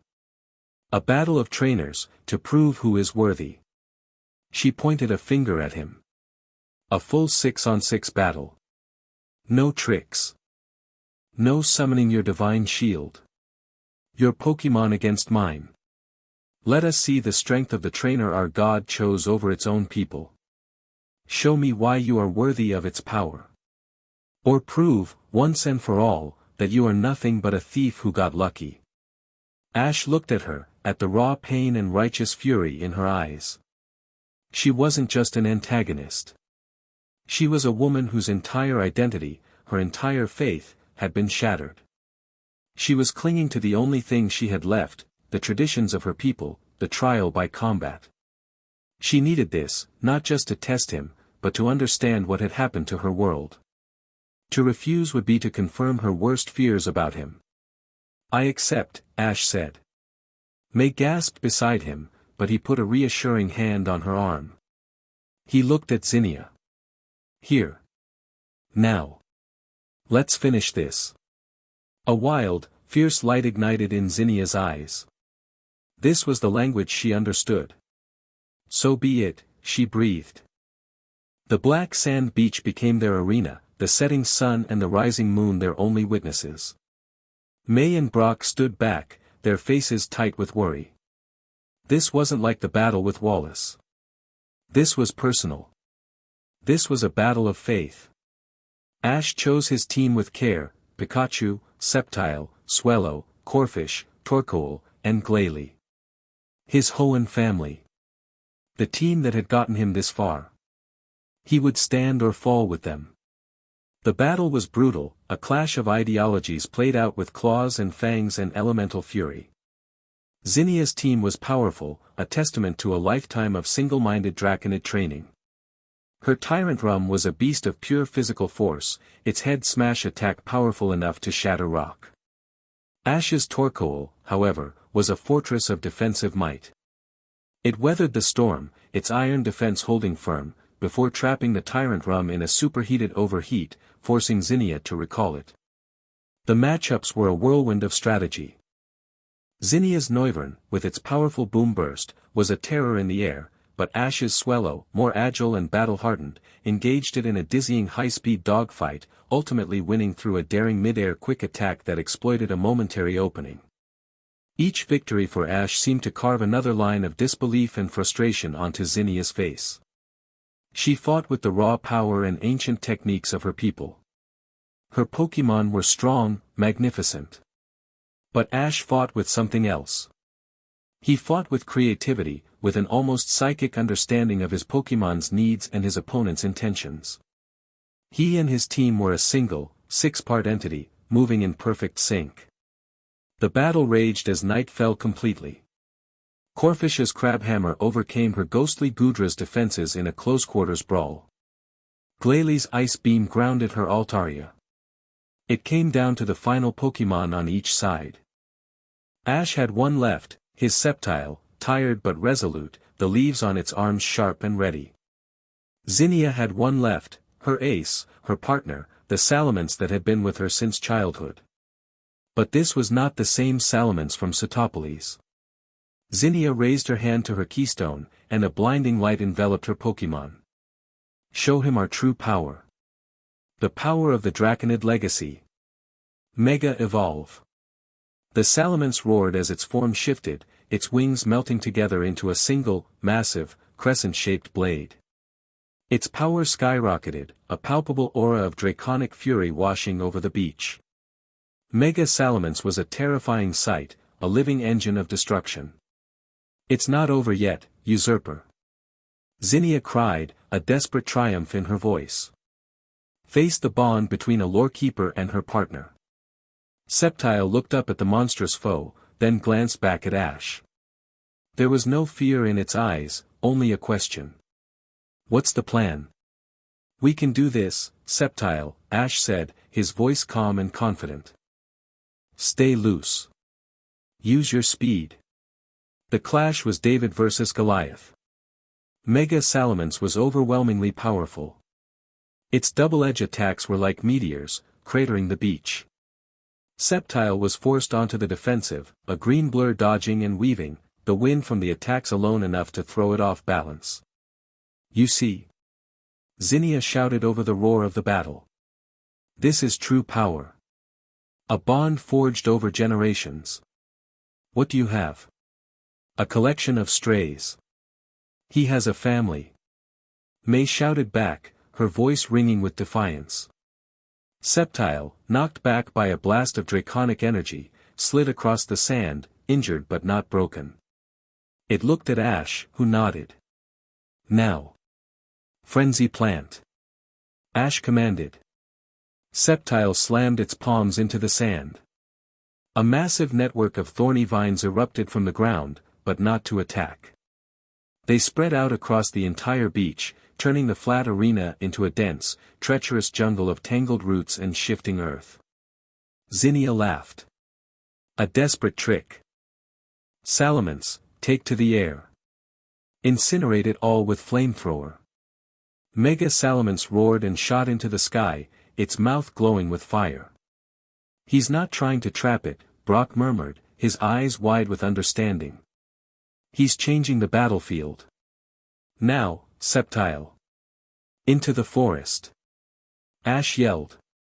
Sceptile vanished into the vine jungle it had created. Mega Salamence unleashed a torrent of fire, but the vines were thick and resilient. It burned paths through the jungle, but it couldn't see its target. "Leaf blade!" Ash commanded. Sceptile burst from the vines at Salamence's flank, its arm blades glowing. It landed a solid hit before vanishing back into the labyrinth. It was guerrilla warfare. Sceptile was using the terrain it had created to launch a series of lightning-fast hit-and-run attacks, slowly but surely wearing the Titan down. "Coward! Face me!" Zinnia shrieked, her composure finally shattering. She was losing, and she didn't understand why. Her power was greater. Her legacy was older. "It's not about power, Zinnia." Ash yelled back. "It's about trust. Sceptile, now. Finish it." As Mega Salamence swooped low for another pass, Sceptile burst from the vines directly beneath it. It didn't attack. It wrapped its arms and legs around the massive dragon's neck, a green limpet on a blue whale. "Get it off!" Zinnia screamed. Salamence thrashed, trying to dislodge its smaller foe, but Sceptile held on with all its strength. Its back began to glow, the yellow orbs of energy absorbing sunlight that wasn't there, drawing on its own life force. Solar beam. At point-blank range, Sceptile unleashed its ultimate attack. A devastating, concentrated beam of pure solar energy blasted into Mega Salamence's back. The massive dragon roared in agony, its mega evolution flickering and failing. It crashed to the beach, reverting to its normal form, unconscious. Silence. The vine jungle slowly receded back into the sand, leaving Sceptile standing, panting and exhausted but victorious, over its fallen foe. Ash had won. He had faced her on her terms, with his own team, and he had proven himself the superior trainer. He hadn't even touched the jade sphere at his belt. Zinnia stared at her fallen partner, then at Ash, her face a mess of conflicting emotions.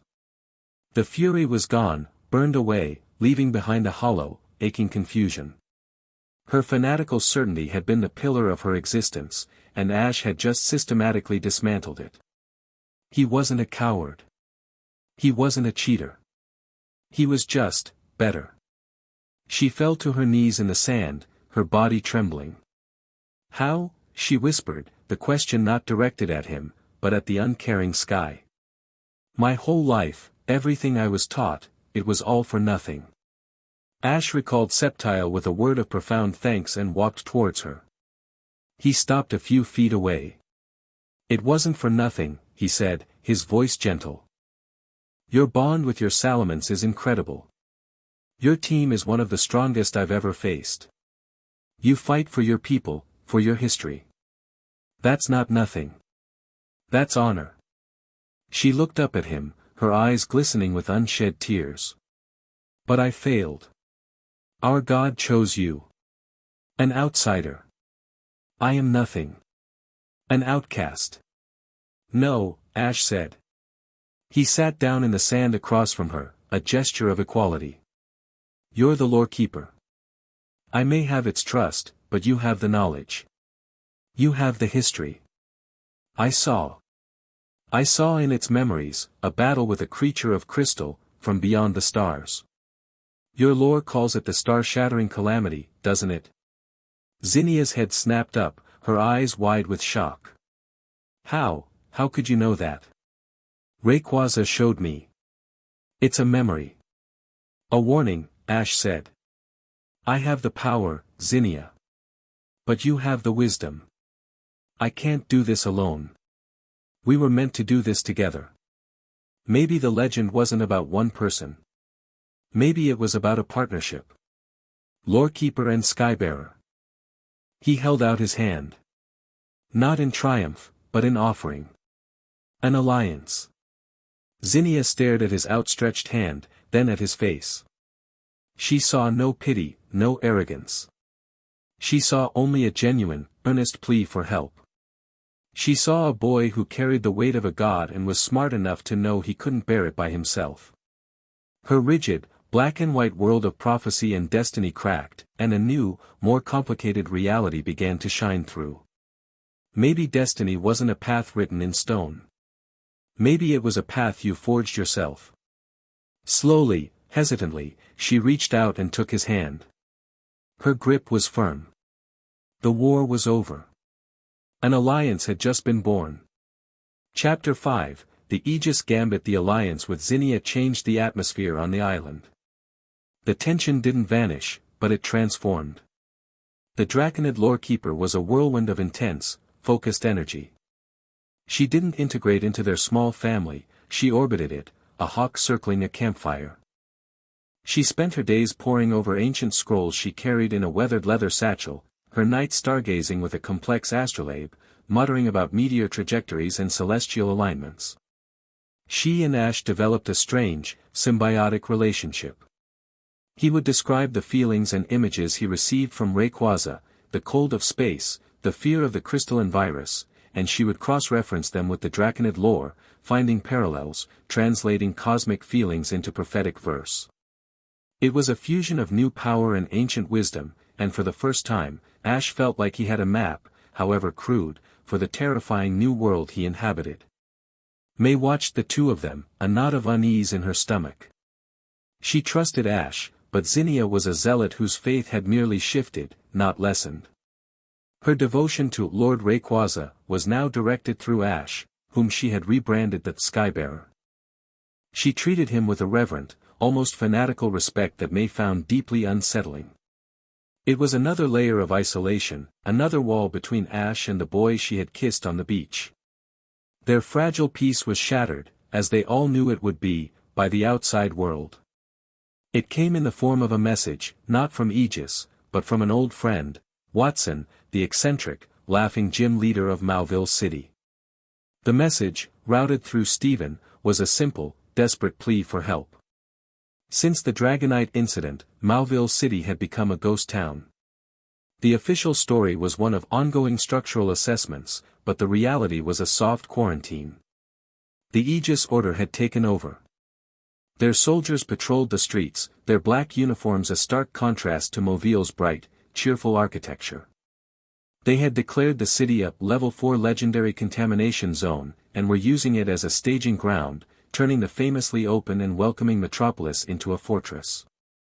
Watson's message was short: his people were prisoners in their own homes, and Aegis was stripping the city's advanced technology, loading it onto unmarked transports.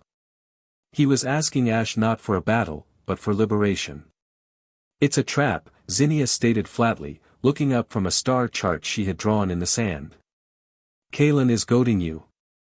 He's using the city as bait, daring you to intervene." "Of course it's a trap," Ash said, his jaw tight with anger.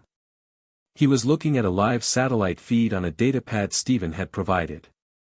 He could see the Aegis patrols, the fear on the faces of the few civilians visible on the streets. But they're not just occupying the city. They're stripping it bare. That's not security. That's conquest. "So what do you propose, Skybearer?" Zinnia asked, her tone challenging. "You cannot simply fly in on your dragon and level their forces.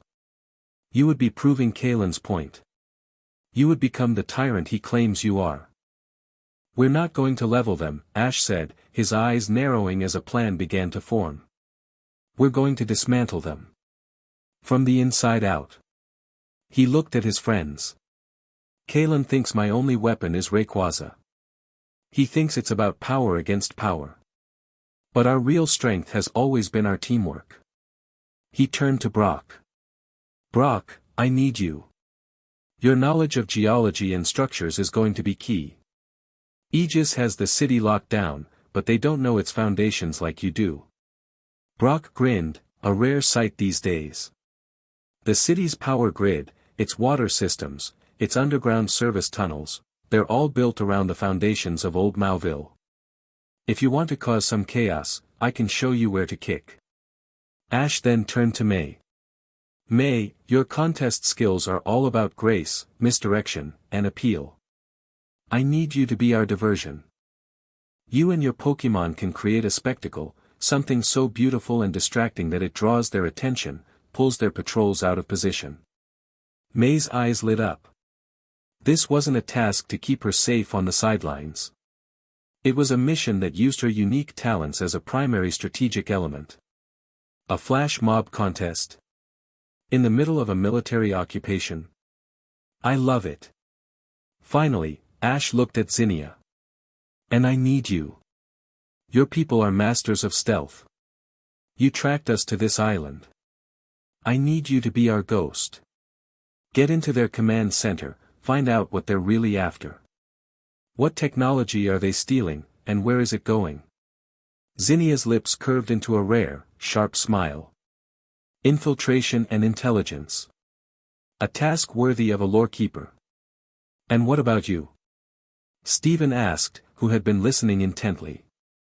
"Me and Pikachu," Ash said, scratching his partner behind the ears. "We're going to knock on Kalen's front door." The plan was audacious, a complex, multi-pronged assault disguised as civil disobedience. They arrived on the outskirts of Mauville at dusk, traveling not by helicopter but by sea, landing a small, fast boat in a hidden cove miles from the Aegis checkpoints. The city was unnervingly quiet. The usual vibrant hum of Mauville was gone, replaced by an oppressive silence broken only by the rhythmic stomp of Aegis patrols. The operation began as night fell. Brock, with his Geodude, moved through the city's old, forgotten underground tunnels, a map of the original city plans memorized. He wasn't planting explosives, he was creating targeted disruptions. A loosened water main here, a rerouted power conduit there. Small, inexplicable system failures began to pop up all over the city, forcing Aegis to dispatch engineering teams, stretching their forces thin, pulling them away from the city center. At the same time, Zinnia, cloaked in shadows, moved across the rooftops with her Noivern. Using its echolocation, she mapped the soldiers' patrols and communication lines. She was a phantom, slipping past sensors and guards, her destination the top floor of the Mauville Hills Tower, which Aegis had converted into their central command post. Then, the main event began. In the grand central plaza of Mauville, a single spotlight suddenly flared to life, powered by a small, portable generator. Into the light stepped May, resplendent in a shimmering contest dress she had packed for a competition that now seemed a lifetime ago. Beside her, her Blaziken and Beautifly struck a pose. She threw a pokeblock into the air. Blaziken leaped, kicking it with a blaze kick. The pokeblock burst into a shower of edible sparkles.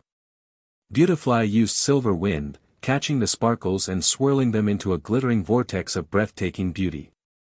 It was so sudden, so unexpected, that the first Aegis patrol that arrived simply stopped and stared, confused. Then, as May and her Pokémon launched into a full, dazzling contest routine, a symphony of fire, wind, and psychic energy, more people started to appear. Windows and doors opened. Civilians, drawn by the beautiful defiance, crept out of their homes, their faces illuminated by the swirling lights. A crowd began to form, their hushed admiration a louder rebellion than any riot. Aegis Command was thrown into chaos. Their sensors were picking up system failures across the city, and now a full-blown civilian gathering was happening in the main plaza. They dispatched squad after squad to contain the unauthorized public performance, just as Ash had predicted. While the city's attention was focused on the plaza, Ash and Pikachu made their move. They walked, not snuck, right down the main boulevard towards the Mauville Hills Tower. The few guards left behind were either distracted or simply didn't know how to react to the sight of the infamous Ash Ketchum walking towards them as if he were going for a stroll. They reached the base of the tower. Two elite guards in heavy armor stepped forward, leveling their energy rifles. Halt! This is a restricted area. No further. Ash just smiled. I'm here to see Commander Kalen. He's expecting me. He is not, the guard began, but was cut off as the doors behind him slid open. Commander Kalen stood there, his face a mask of cold fury. He had been played. Ash hadn't used Rayquaza. He had used ingenuity, friendship, and a deep understanding of his enemy's rigid, procedural mindset. Ketchum, Kalen bit out, his voice like ice. A bold move. And a foolish one. You are alone, in the heart of my fortress. Am I? Ash asked.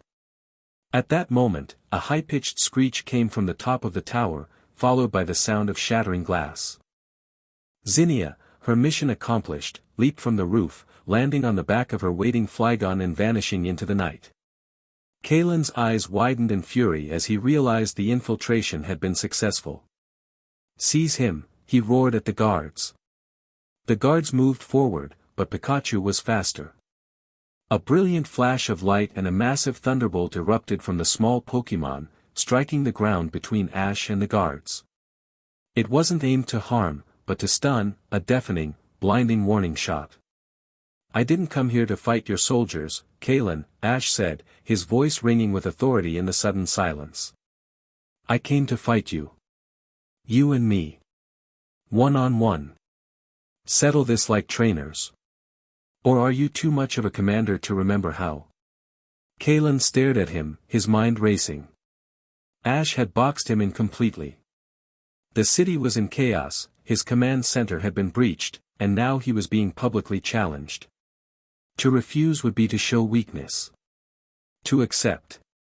You want a battle? Kalen said, a slow, dangerous smile spreading across his face. You will have one.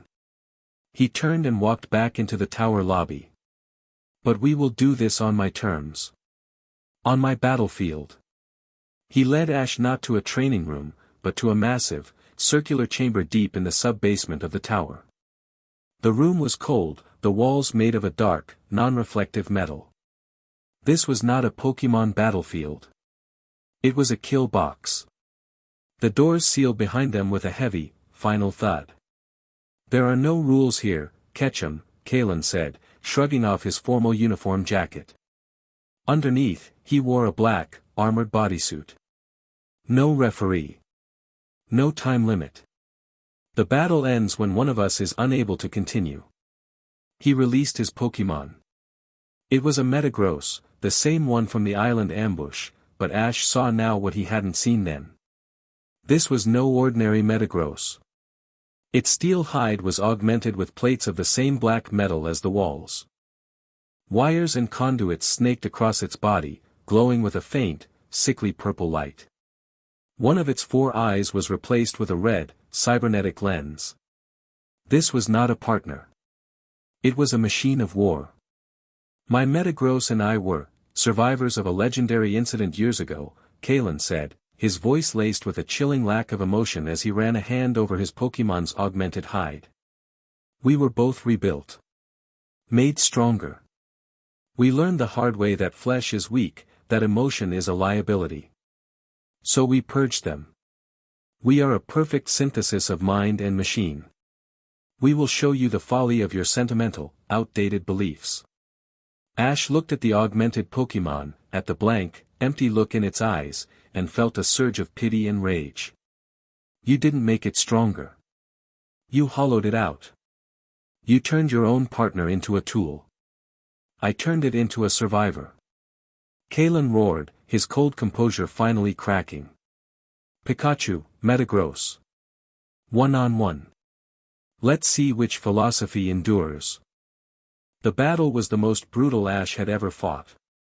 Kalen's Metagross was a nightmare. It was impossibly fast, its psychic abilities amplified by its cybernetics, allowing it to predict Pikachu's movements.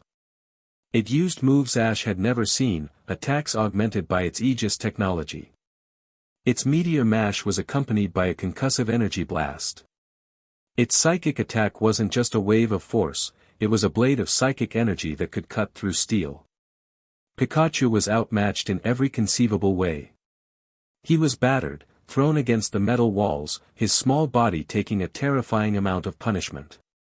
But he refused to give up. He scrambled, he dodged, he fired off thunderbolts and quick attacks, anything to stay in the fight.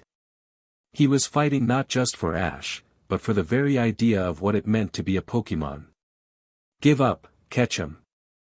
Kalen commanded, a fanatical gleam in his eyes. Your bond is a weakness. My Metagross feels no pain, no fear. It only knows its objective. Metagross trapped Pikachu, levitating him into the air with its augmented psychic. It began to crush him, its metal claws glowing as it prepared a final, lethal attack. Pikachu cried out in pain, his electrical energy flickering. Ash closed his eyes. He could feel Pikachu's pain, his fading strength. He could also feel the hollow emptiness of the Metagross, a being whose soul had been scooped out and replaced with programming. And beneath it all, he felt the familiar, distant hum of the jade sphere at his belt. The sleeping god. He could end this. He could summon Rayquaza and obliterate Kalen and his twisted creation. The temptation was immense, a siren song of easy victory. But that would be Kalen's victory, not his. It would prove him right. No. He pushed the temptation away. He focused everything, all his aura, all his will, not on Rayquaza, but on the small, yellow mouse being crushed in front of him. He poured all his belief, all his friendship, all his love for his partner down the bond that connected them. It wasn't a command. It was a transfusion of spirit. I'm with you, buddy. Always. Pikachu's eyes snapped open. They burned with a renewed, ferocious light. The psychic grip faltered as an incredible amount of electrical energy began to pour from Pikachu's body. It wasn't a controlled attack. It was a raw, uncontrolled detonation of his very life force. The air crackled, the metal walls of the chamber began to groan and buckle. What is this? Kalen whispered in disbelief. His energy output is exceeding all theoretical limits. With a final, defiant roar, Pikachu unleashed it all. A dome of golden lightning erupted from him, a miniature sun exploding in the center of the room. The psychic hold shattered. The blast slammed into the cybernetic Metagross, and for the first time, its blank eyes showed a flicker of something, surprise. The augmented systems, designed to handle predictable Pokémon attacks, overloaded. The purple conduits flickered and died. The red cybernetic eye sparked and went dark. The Metagross crashed to the floor, its systems fried, its body smoking. It was not unconscious, but it was inert, a hollow metal shell once more. The wave of energy hit Kalen, throwing him against the far wall. He slid to the floor, stunned, his ears ringing. Pikachu fell to the ground, his body smoking, his breathing shallow. He was at his absolute limit, but he had done it. He had defeated the machine. Ash rushed to his side, scooping him up. "You did it, buddy," he whispered, his voice thick with emotion. "You did it." The heavy doors to the chamber hissed open. Brock, May, and Zinnia stood there, their faces a mixture of relief and awe. Their parts of the plan had worked perfectly. The city was in chaos, Aegis was in disarray, and their commander was defeated. Kalen staggered to his feet, his face a mask of utter disbelief. "Impossible. It defies all logic." Zinnia stepped forward, holding up a small data chip. "We know what you were stealing, Commander," she said, her voice dripping with contempt. "The city's atmospheric regulators, the prototype dimensional stabilizers from the Research Institute. You're not building a prison. You're building a weapon. Something to specifically target and destabilize celestial and extradimensional Pokémon." She tossed the chip to Ash. "A weapon to kill a god." The truth hung in the air, cold and terrible. Kalen wasn't just trying to contain Rayquaza. He was planning to murder it. The streetlights flickered back on as Brock's network of controlled chaos resolved itself, a sign that their mission was over. The city's systems returned to the people. May's impromptu contest had disbanded, leaving behind a crowd filled not with fear, but with a renewed sense of hope, their quiet defiance a testament to the power of beauty in the face of oppression. This was their victory, silent and complete. The illusion of Ash's journey being a simple path of a trainer was shattered forever. This was a war, fought not just with Pokémon, but with ideology, strategy, and the very spirit of what it meant to be a partner. Ash looked at the defeated commander, then down at the Jade Sphere. The stakes had just been raised to an entirely new level. This was no longer just about his freedom. It was about Rayquaza's survival. Chapter 6, A Comet's Warning. Leaving Mauville was like escaping a slow-motion collapse. As Ash and his friends slipped away into the dawn, the Aegis Order's control over the city was crumbling. Their command structure was in disarray, their leader defeated, their true motives exposed to the highest echelons of the International Federation thanks to the data chip Zinnia had secured. Kalen's forces were pulling out, not in an orderly retreat, but in a panicked scramble, leaving a power vacuum and a deeply shaken populace in their wake. Watson and the other city leaders were already re-establishing control, but the scars of the occupation, both physical and psychological, would remain for a long time. They returned to their island sanctuary, but the peace they had found there was gone, replaced by a new, more urgent tension. The data on the chip was a chilling blueprint for a nightmare. Kalen was building something called the Arbiter Engine. It wasn't a single weapon, but a global network of interconnected devices, designed to harness dimensional and atmospheric energy. Zinnia, cross-referencing the technical schematics with her ancient lore, came to a horrifying conclusion. "He is not building a weapon to shoot at the sky," she explained, her face pale as she pointed to a diagram on the datapad. She was in her element, deciphering doom with an academic's fervor. "He is building a net. A resonant frequency cage. The lore speaks of a celestial discord, a vibration that can unravel the threads that bind a being of pure energy to our world. He is not trying to kill Rayquaza. He is trying to unmake it. To erase it from existence." The weight of her words settled in the air, cold and heavy. This was a war against a man who saw a god not as a living thing, but as a flawed equation that needed to be erased from the chalkboard of reality. The victory at Mauville had been costly. While Pikachu had recovered thanks to Brock's expert care, the sheer energy he had expended had left him weakened, his reserves depleted. But the most significant consequence of the battle was one none of them could have foreseen.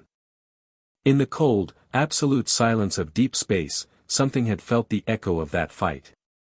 The raw, uncontrolled surge of Pikachu's power, combined with the energy discharge from Kalen's augmented Metagross and the brief, powerful appearance of Rayquaza, had created a unique, potent energy signature. It was a chaotic burst of terrestrial, electrical, and celestial power that pulsed outwards from the planet, a ripple in the fabric of the solar system. To most of the cosmos, it was meaningless noise. But to one specific being, it was a signal. Miles beyond the moon's orbit, a shard of crystalline rock, adrift in the solar winds, began to vibrate.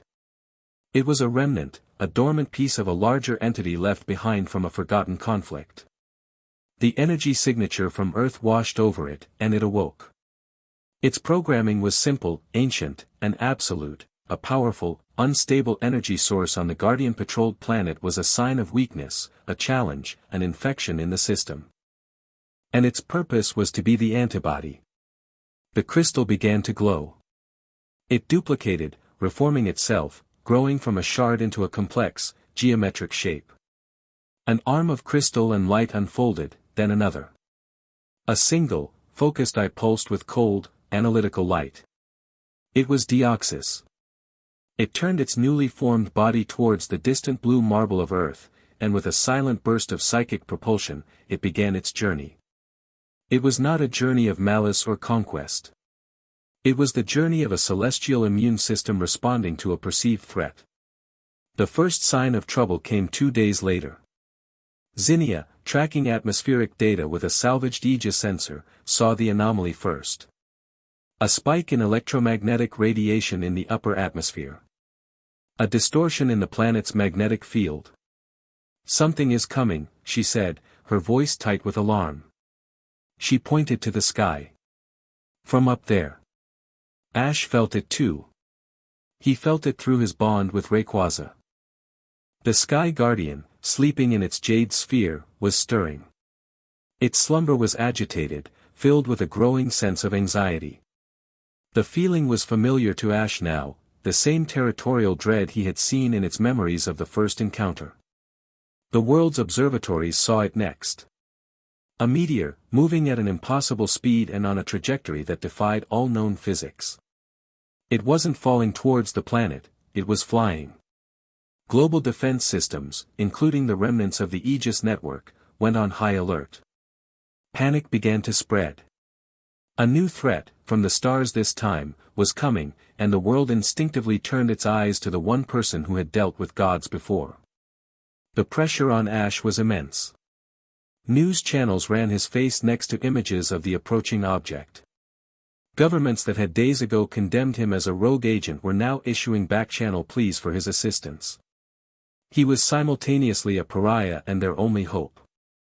"It's Deoxys," Ash said to his friends as they gathered on the beach, the sky an unsettling shade of deep, electric blue. "Rayquaza is sure of it. It sees it as an invader, a rival for control of the sky. It wants to fight. It wants to destroy it. Then let it." Brock said, his usual calm demeanor strained. "If this thing is a threat, then let Rayquaza do what it was born to do. Protect the planet." "It's not that simple," Ash countered, pacing the sand. He ran a hand through his hair in frustration. "The last time they fought, they nearly tore the ozone layer apart. Rayquaza's instinct is to use overwhelming force. But Deoxys isn't just a brute. It's smart. It's strategic. And its power is different. It can change its form, regenerate. A head-on battle could be exactly what it wants. It could be a fight that shatters the very thing they're fighting over." May looked at him, her expression full of concern. "So what do you want to do?" "I don't want to fight it," Ash said. "I want to talk to it." Zinnia scoffed. "You wish to talk to the star-shattering calamity? It is a mindless plague, Skybearer. A virus from the void. It understands only one language, destruction." "No," Ash said, stopping his pacing. His eyes were clear and determined. "Rayquaza sees it that way because its instinct is to protect its territory. But I'm not just a guardian. I'm a trainer. And a trainer's first instinct should always be to understand. It's coming here for a reason. That energy burst we caused at Mauville, we called it here. It thinks we're a threat. We have to show it that we're not. The object entered the atmosphere above the Pacific Ocean, far from any landmass. It didn't burn up. It pierced the sky like a needle, leaving a trail of shimmering, aurora-like light. It descended to 1,000 feet above the waves and then stopped, hovering. It changed. Its crystalline form morphed, flowing like liquid metal. It settled into what the Pokédex would later call its normal for me, a sleek, alien humanoid shape, with a blue and red body and tentacles for arms. The arrival was not explosive. It was silent, watchful, and deeply unnerving. Immediately, chaos erupted. But it wasn't the chaos of destruction. Deoxys wasn't attacking. It was scanning. Strange, geometric patterns of light began to appear in the sky across the entire hemisphere. In large cities, electronics went haywire. Communication systems failed. The patterns were beautiful, hypnotic, and utterly alien. Deoxys was trying to understand the planet's technological nervous system, and in doing so, it was inadvertently crippling it. Then came the clones. From its body, Deoxys began to generate dozens, then hundreds, of imperfect, shadowy duplicates of itself. They weren't solid, more like ghostly projections. They swarmed out from the central point, flying towards land, phasing through buildings, observing everything.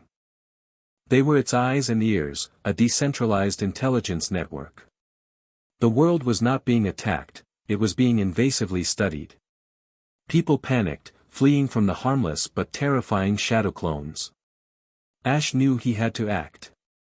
He stood on the cliff edge of his island sanctuary, the jade sphere in his hand. "Swellow, I need you," he said. The powerful bird landed on his arm, ready. "Take me to it." "Ash, no." May cried, grabbing his arm. "It's too dangerous. You don't know what it will do." "I know what Rayquaza will do if I don't try this first," he said, his voice gentle but firm. "It will see this as an infestation and try to sterilize the planet. This is our mess. We have to be the ones to clean it up." He looked at Zinnia. "Keep Rayquaza calm. Don't let me be interrupted unless I give the signal." Zinnia stared at him, her face a mask of conflict. Her every instinct, every line of lore she had ever read, screamed that this was folly. But she had seen Ash's methods work before. She had seen him win not through power, but through empathy. Reluctantly, she nodded. "Be careful, Skybearer." Ash leaped onto Swellow's back, and they shot into the sky, a tiny speck of defiance against the strange, patterned twilight. As they flew over the ocean, the air grew thick with a strange, static energy. The ghostly clones of Deoxys were everywhere, silent, ephemeral shapes that turned their blank eyes to watch him pass. They didn't attack. They just observed. He finally saw it. The true Deoxys, hovering silently over the water, the source of the global chaos. Ash had Swellow land on a small, rocky outcrop a few hundred yards away. "Okay, buddy. Stay here, but be ready," Ash said to his partner. He then turned his attention to the alien Pokémon. He didn't shout. He didn't make any sudden moves. He just stood there, on the rock, in the middle of the ocean, and reached out with his aura. "I am Ash. I am the source of the energy you felt." The response was not a feeling or a voice. It was a blast of pure, cold, analytical data that slammed into his mind. It was a stream of geometric patterns, binary code, and complex mathematical equations. It was the most alien consciousness he had ever touched. It wasn't hostile. It was simply, processing him. Analysis, biological entity. Carbon-based. High-level empathic and kinetic energy projection, aura. Symbiotically linked to primary terrestrial guardian, entity, Rayquaza.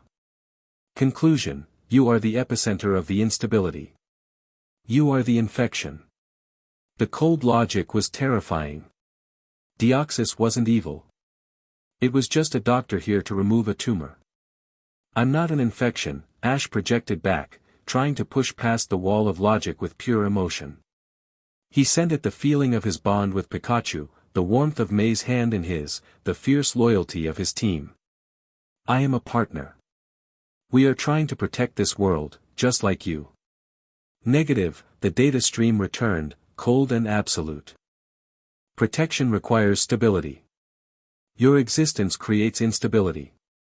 The Guardian, Rayquaza, is compromised, its energy fluctuating, its behavior erratic. This is a symptom of your influence. The logical course of action is to eliminate the source of the instability. To excise you and your partners from the system. Deoxys's form began to shift. Its tentacles hardened and sharpened. Its body became sleeker, more aerodynamic. It was changing into its attack for me. It's not going to listen. Ash realized with a jolt of panic. It was a being of pure logic. It couldn't be persuaded by emotion. It only understood cause and effect. At that moment, a new voice screamed into his mind. It was a voice of pure, possessive rage. It was Rayquaza. Invader. Defiler. Mine, Zinnia's control had failed. Feeling Ash's direct contact with its rival, feeling the alien's hostile intent, Rayquaza had broken free. A portal of emerald energy ripped open in the sky above them. Rayquaza descended, not with majestic grace, but with the fury of a striking viper. It roared, a sound of pure, territorial aggression, and unleashed a hyper beam without a moment's hesitation. Deoxys, in its new attack for me, was impossibly fast. It dodged the beam, which hit the ocean and vaporized 1,000,000 gallons of water in a cloud of steam. It then fired back a volley of psycho boosts, spheres of devastating psychic energy that slammed into Rayquaza's side. The battle Ash had feared was on. It was a terrifying spectacle. Rayquaza was raw, overwhelming power. Deoxys was speed, precision, and strategy. As Rayquaza prepared a dragon ascent, Deoxys shifted again, its body becoming a bulky, armored shield. It morphed into its defense for me, absorbing the cataclysmic blow with a grunt of effort, its feet cracking the small rock island it now stood on. The shockwave from their clash was immense, creating a tidal wave that washed over Ash's small rock, nearly sweeping him into the sea. Swellow grabbed him, pulling him back into the air. This was a disaster. They weren't just fighting each other. Their battling energies were tearing the sky apart. The beautiful aurora patterns from Deoxys's scan were turning into ugly, violent rips in the fabric of the sky. The atmospheric pressure was dropping violently.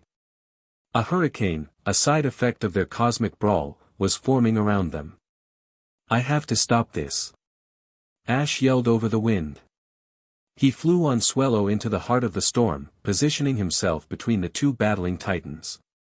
Stop, he roared, his voice amplified by his own desperate aura. For a moment, they both paused, their attention drawn to the insignificant speck between them. Stay out of this, partner, Rayquaza projected, a mix of fury and protective concern. This is my duty. Analysis, your interference is illogical, Deoxys returned.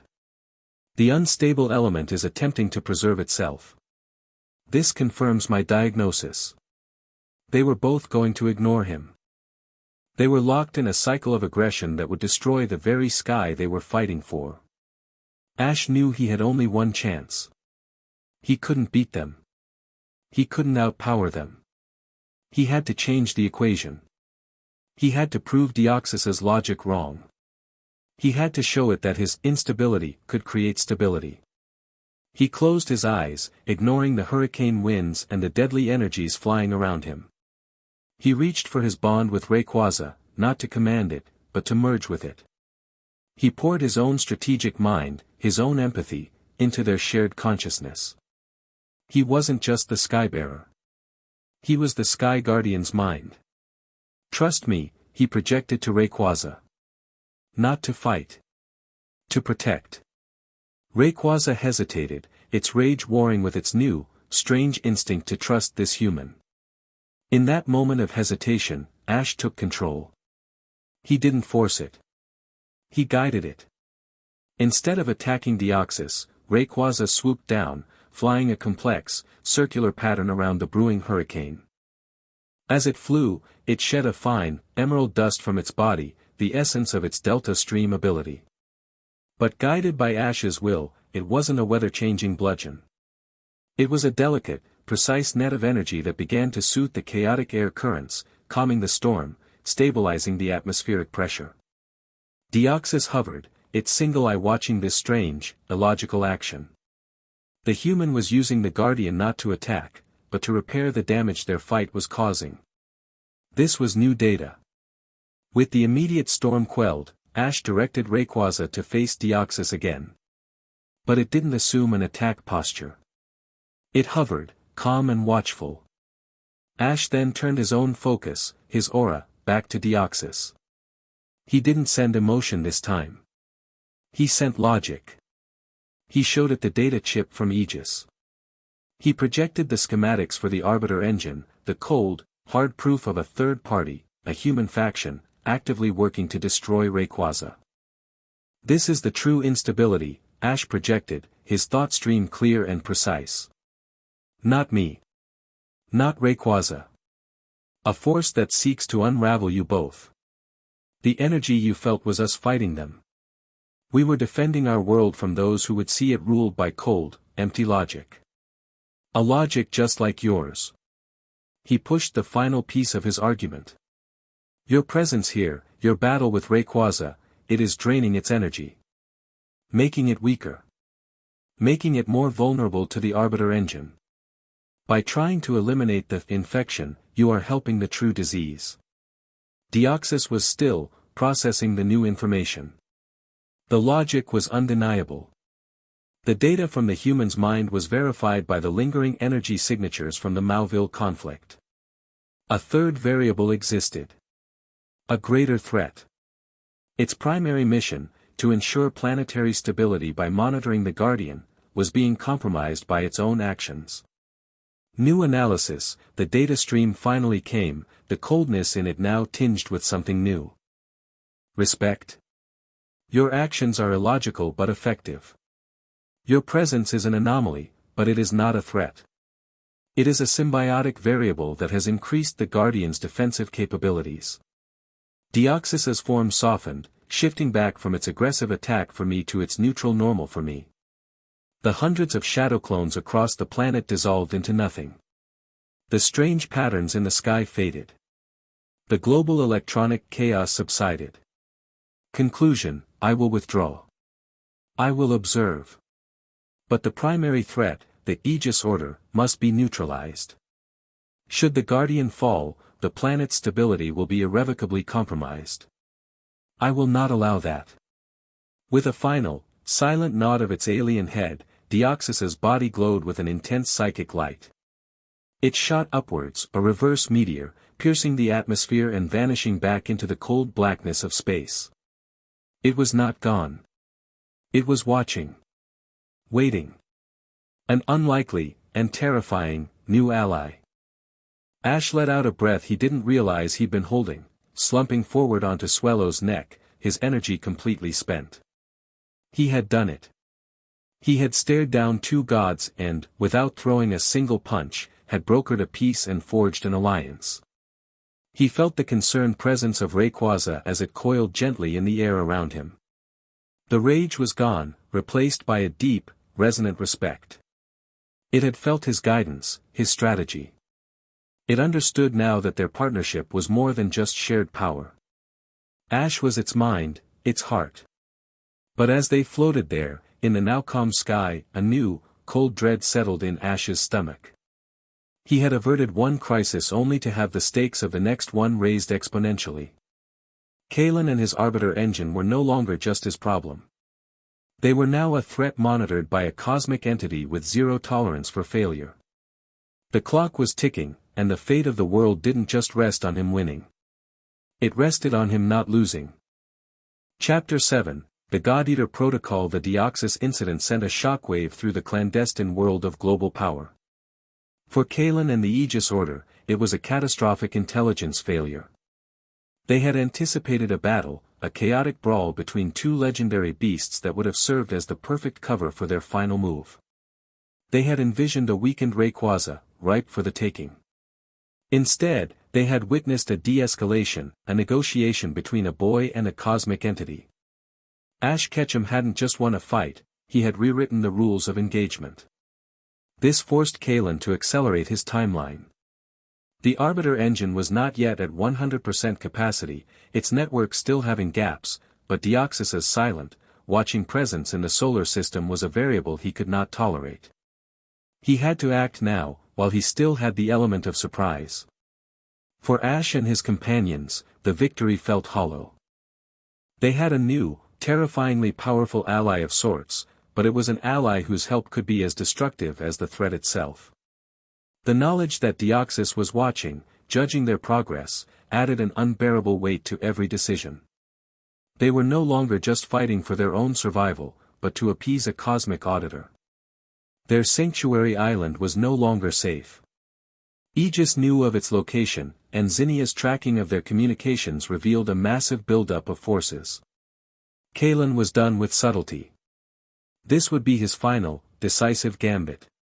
He's going to target a place of power, Zinnia explained, her finger tracing a line on an ancient map of Hoenn spread across the floor of their small hut. The Arbiter engine needs a massive source of ambient celestial and telluric energy to initiate the capture sequence. It acts as a tuning fork to lock onto Rayquaza's energy signature. She tapped a point on the map, a location marked with a spiraling draconic symbol. There is no place more potent in all of Hoenn. He will go to the Sky Pillar. A cold dread filled the room. The Sky Pillar was not just a historical landmark, it was Zinnia's home, the most sacred site of the Draconid people. It was the ancient temple where her ancestors had first called upon Rayquaza millennia ago. For Kalen to choose it was a calculated, cruel act of psychological warfare. Then that's where we make our stand, Ash said, his voice grim. There was no other option. They couldn't run. They couldn't hide. They had to face Kalen on his chosen ground. They arrived at the base of the Sky Pillar hours later, flying on Swellow, Zinnia's Salamence, and Stephen Skarmory, who had joined them after receiving their urgent message. The air was unnaturally still, the usual cacophony of wild Pokémon silenced. The ancient tower rose before them, a monument of crumbling stone and forgotten history, piercing the clouds. But something was wrong. A low, synthetic hum vibrated through the ground, a dissonant note in the natural symphony of the island. As they drew closer, they saw it. The area around the base of the Sky Pillar had been transformed. Aegis had been here for days. The ancient forest had been clear-cut, replaced by a massive ring of strange, metallic structures. They were pylons, each 30 feet tall, covered in glowing conduits and topped with a large, satellite-like dish. These dishes were all aimed inwards, at the Sky Pillar itself. This was the outer ring of the Arbiter engine. And guarding it was an army. Dozens of Aegis soldiers in black armor patrolled the perimeter, accompanied by powerful, imposing Pokémon, Tyrannitars, Rhyperiors, Magnezones. It was a fortress. He's turned my home into a cage, Zinnia whispered, her voice trembling with a quiet, venomous rage. This is insane. We can't fight through all of that, Brock said, his pragmatic mind assessing the overwhelming odds. We don't have to fight through it, Ash replied, his eyes scanning the enemy formation. We just have to get to the top of the pillar. That's where Kalen will be. That's where the heart of the engine is. If we cut off the head, the body will fall. Stephen nodded in agreement. Ash is right. A frontal assault is suicide. This calls for a surgical strike. My Metagross and I can create a breach in their eastern flank. It will be loud, and it will be violent. It should draw the bulk of their forces. May and I will take the western flank, Brock added, his hand resting on a pokeball. My Onyx can provide cover while May's Blaziken and Beautifly cause a little chaos. We'll keep them busy. My duty is to defend the temple, Zinnia said, her hand resting on the hilt of a sheathed blade she rarely showed. My Salamence and I will guard the entrance to the pillar. No one gets in or out after you. It was a desperate plan, a series of diversions designed to give Ash a single, narrow path to the top. He looked at his friends, at the grim determination on their faces. They were not just his travel companions anymore. They were his generals, his royal guard. They were putting their lives on the line for him, for his partner.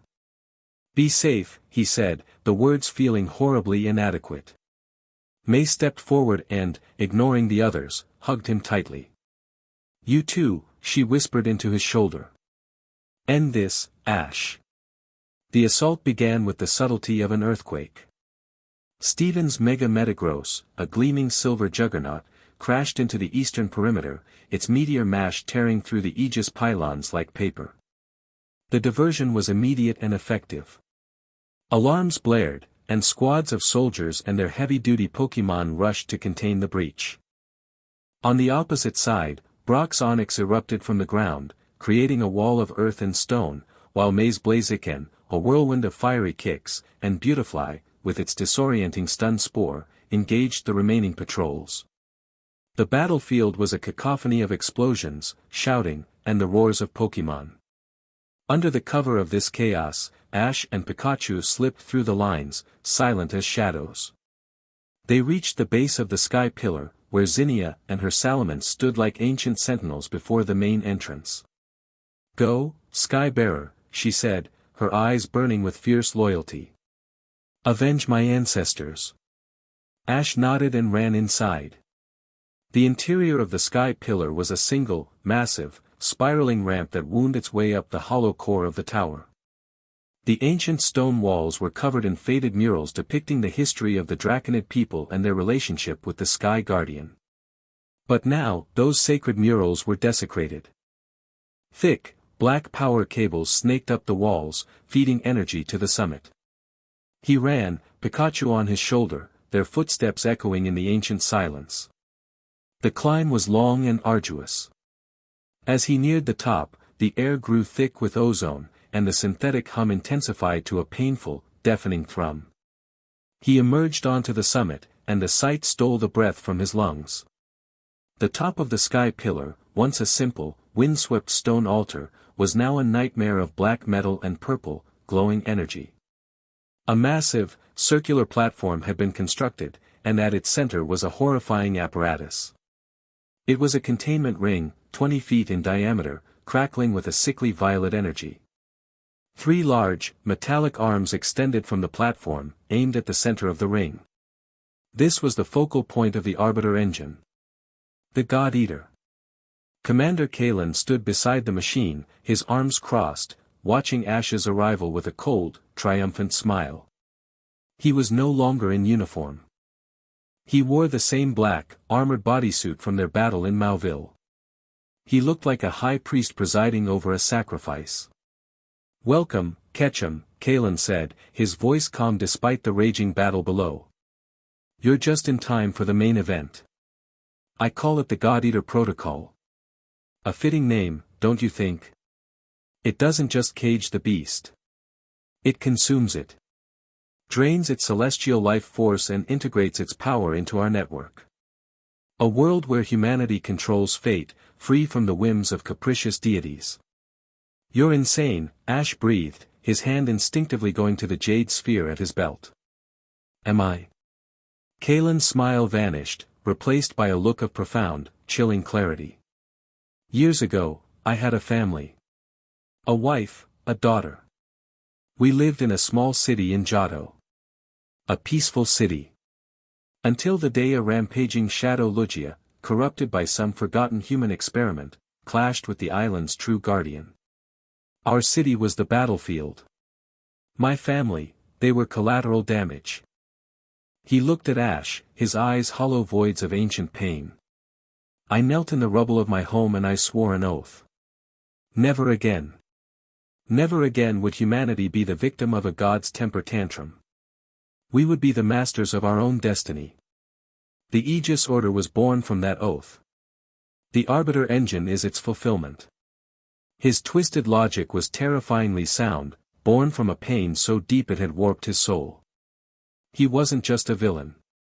He was a fallen hero. To prove my point, Kalen said, gesturing to the side, I've arranged a demonstration of the alternative. A section of the platform hissed open, and a Pokémon rose from below. Ash's blood ran cold. It was a Latias, the beautiful and gentle Hoenn Pokémon. But this was a twisted, broken version of one. Its body was encased in a framework of Aegis cybernetics, similar to Kalen's Metagross. Its eyes, normally so full of intelligence and empathy, glowed with the same dull, empty red as the Dragonite from the port. It was a slave, its mind shackled, its soul suppressed. You hypocrite, Ash spat, his voice trembling with rage. You condemn the gods for their power, but you enslave one to do your bidding. I am not a hypocrite. I am a pragmatist, Kalen retorted. I control it. It does not control me. There is a difference. He raised his hand. Now, Mr. Ketchum. Surrender Rayquaza. Or I will have your friends, and this entire island, torn apart. Ash looked down at the battle raging below. Steven and Brock and May were fighting valiantly, but they were outnumbered and outgunned. They were buying him time, but it was time he was running out of. He looked at the enslaved Latias, at the pain hidden deep within its blank eyes. He looked at Kalen, a man so convinced of his own righteousness that he would burn the world down to prove it. There was no negotiation here. There was no de-escalation. There was only a choice. He held up the jade sphere. You want it, Kalen? Come and get it. He threw the sphere into the air. It dematerialized, and in a flash of emerald light, Rayquaza appeared, coiling in the air above the platform. It roared, a sound of divine fury that shook the very foundations of the tower. Kalen laughed, a sharp, ugly sound. Foolish child. You've brought it directly to the slaughterhouse. Activate the engine. Now. He slammed his fist down on a console. The entire platform hummed, and the three metallic arms aimed at Rayquaza began to glow with an intense, violet light. They fired. It was not a beam of energy. It was a wave of pure, dissonant resonance. The air warped. Rayquaza shrieked, a sound of pure agony, as the wave washed over it. Its body began to flicker, its form becoming unstable, as if the energy that held it together was being pulled apart. The containment ring on the platform pulsed, drawing the unraveling celestial energy into itself. Rayquaza fought back, firing a dragon pulse at the machine, but the attack dissipated harmlessly against a shimmering purple energy shield. The Arbiter engine wasn't just a weapon, it was a perfect defense. You see. Kalen yelled over the din, your god is nothing but energy. And energy can be redirected. It can be controlled. Below, Ash's friends felt the shift. The ground trembled, and the air grew cold. They looked up and saw Rayquaza, their ultimate hope, being torn apart in the sky. Their hearts sank. Don't you dare give up. May screamed at Brock's Onyx, which was faltering under a combined assault from two Rhyperiors. Ash is still fighting. So are we. Her Blaziken, hearing her cry, let out a defiant roar and unleashed a massive flamethrower, pushing the enemy back. Her fire reignited their hope. On the summit, Ash watched in horror as his partner was unmade before his eyes. He could feel Rayquaza's pain through their bond, a searing, tearing agony that threatened to overwhelm his own senses. He felt its confusion, its fear. This was an enemy it couldn't fight, a force it couldn't overcome with brute strength. Latias, attack. Kalen commanded. The enslaved Hoenn Pokémon shot forward, its eyes glowing, and unleashed a torrent of psychic attacks at the struggling Rayquaza, adding to its torment. This was it. This was the end. He was going to fail. He was going to watch his friend be erased from existence. No. The word was a silent, primal scream in his soul. The same feeling from Satopolis, the absolute denial of reality, surged through him. He saw Pikachu at his feet, looking up at him, its expression one of unwavering faith. He saw May's face in his mind, heard her voice telling him to end this. He would not let them down. He would not let him down.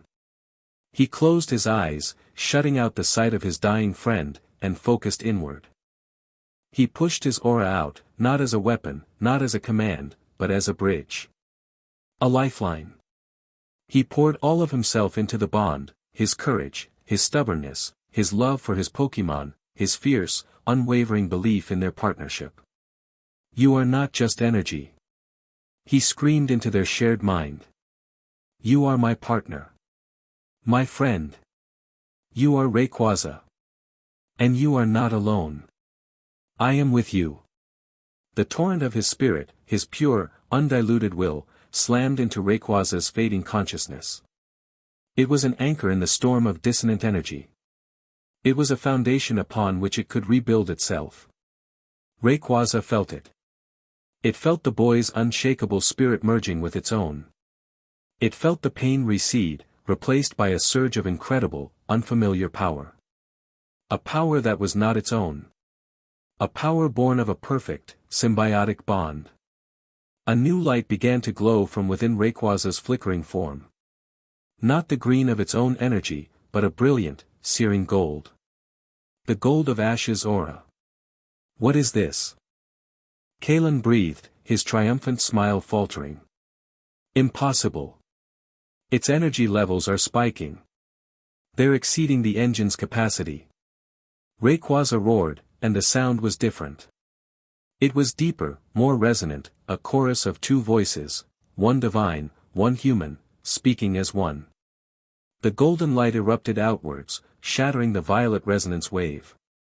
From within the light, its form began to change.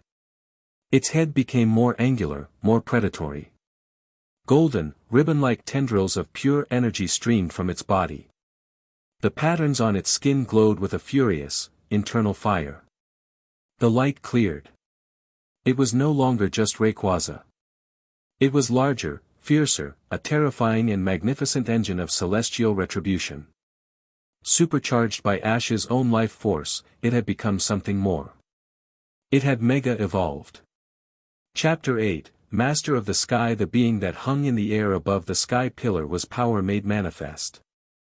Mega Rayquaza was a vision of divine wrath, its emerald and gold form a stark, beautiful contrast to the ugly black metal and sickly purple energy of the Arbiter engine. The golden tendrils that streamed from its body were not mere decoration, they were conduits of raw, cosmic energy, crackling with the fusion of its own celestial power and Ash's potent aura. Its cry was a symphony of destruction, a sound that made the very stones of the ancient tower tremble. Kalen stared, his face a mask of horrified disbelief. His calculations, his science, his entire worldview, had not accounted for this. The symbiotic variable he had so clinically identified had become a force multiplier beyond his wildest comprehension. This is not possible, he whispered, taking an involuntary step back from his console. Ash, however, felt a surge of triumphant clarity. He saw not a monster, but his partner, renewed and empowered. He was linked to it, their minds and spirits intertwined. He felt its immense power not as a weapon to be wielded, but as an extension of his own body. He could feel the enslaved Latias, still hovering, its mind a chaotic prison of conflicting orders and suppressed pain. Kalen, recovering his senses through sheer force of will, jabbed a finger at the newly evolved Titan. Latias. Destroy it. Full power. The brainwashed Latias, compelled by its programming, shot towards Mega Rayquaza, its eyes glowing with a renewed red fury. It unleashed a powerful dragon pulse, a sphere of crackling draconic energy. In the past, this would have been a dangerous attack.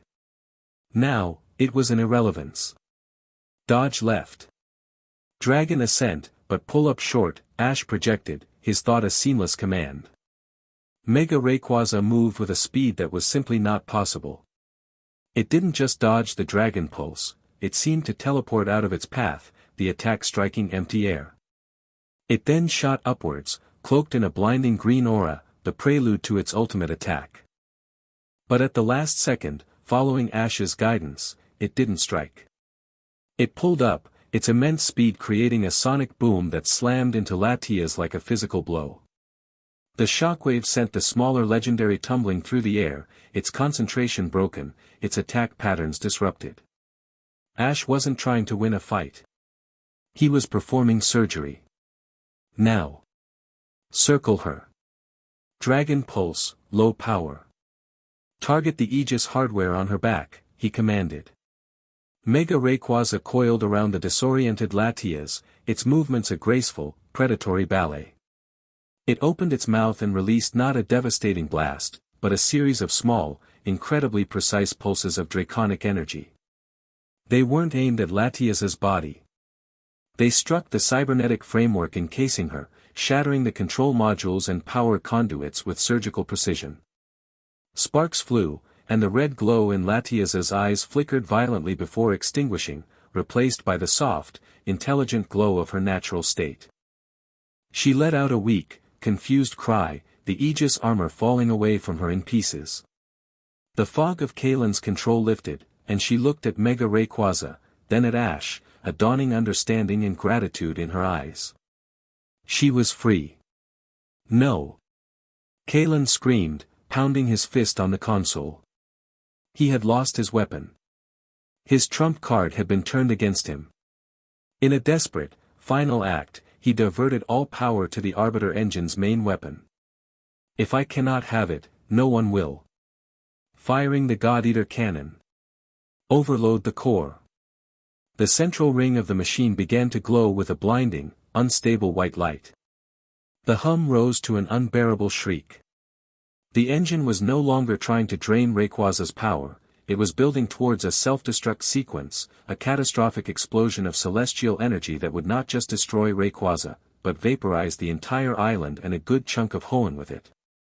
He's going to blow us all up. Ash realized. His first instinct was to have Mega Rayquaza simply destroy the machine with a full-power dragon ascent. But the raw energy would be too much. It would detonate the core prematurely.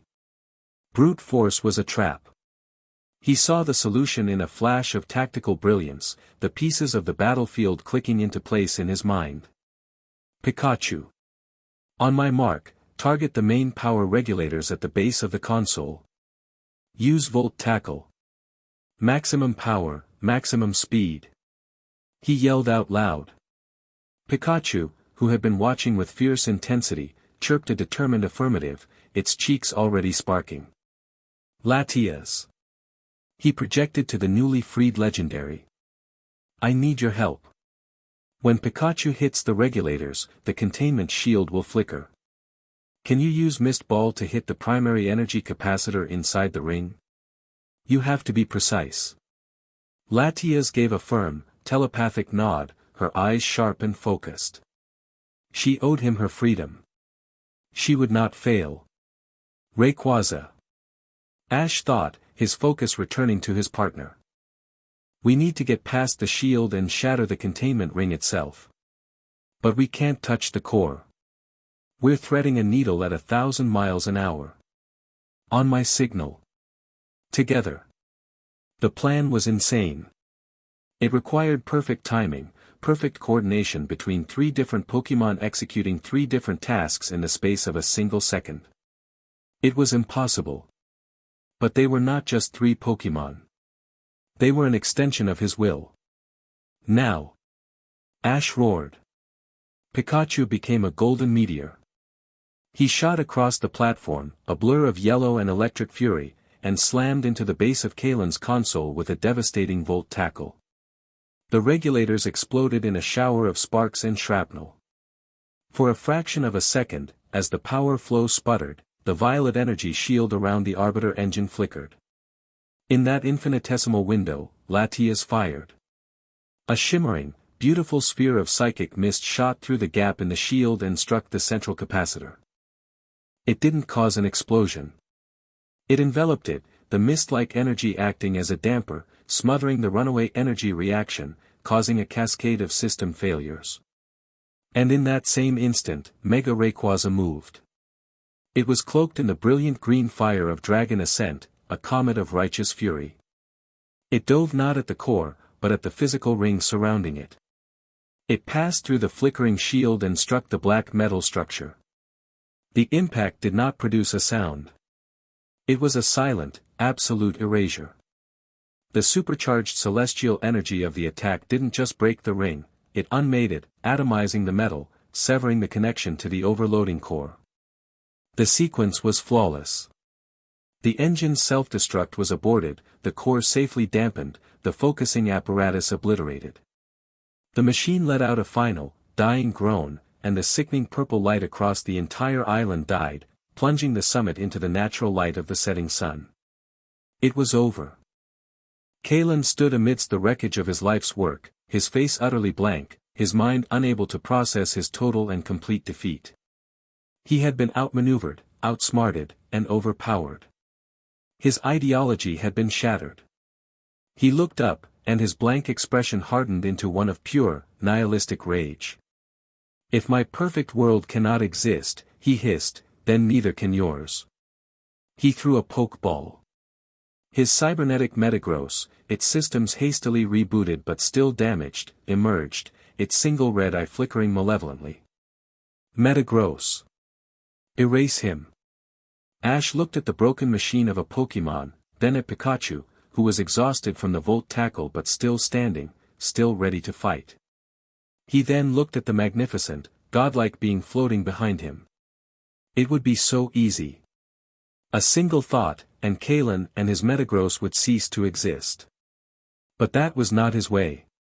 That was Kalen's way. He gently patted Mega Rayquaza's snout, a silent command. "Stay here. This one is ours." Mega Rayquaza hummed in understanding and remained floating, a silent, intimidating sentinel.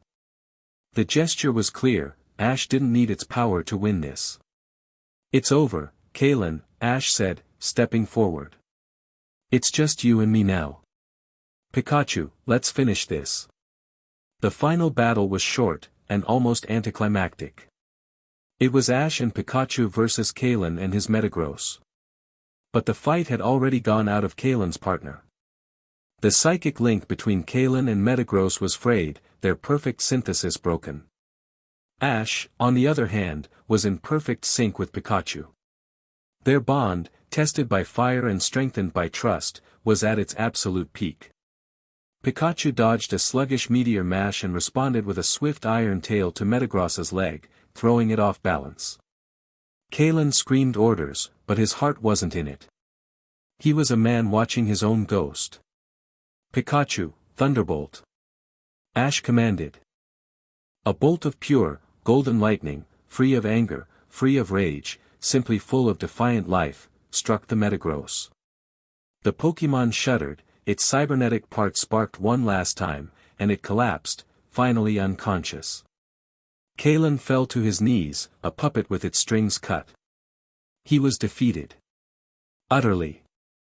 As if on cue, Steven Stone and Zinnia arrived on the summit, their Pokémon having finished routing the demoralized Aegis forces below. They took in the scene, the wrecked machine, the freed Latias, the defeated commander, and Ash standing tall with Mega Rayquaza floating behind him like a crown.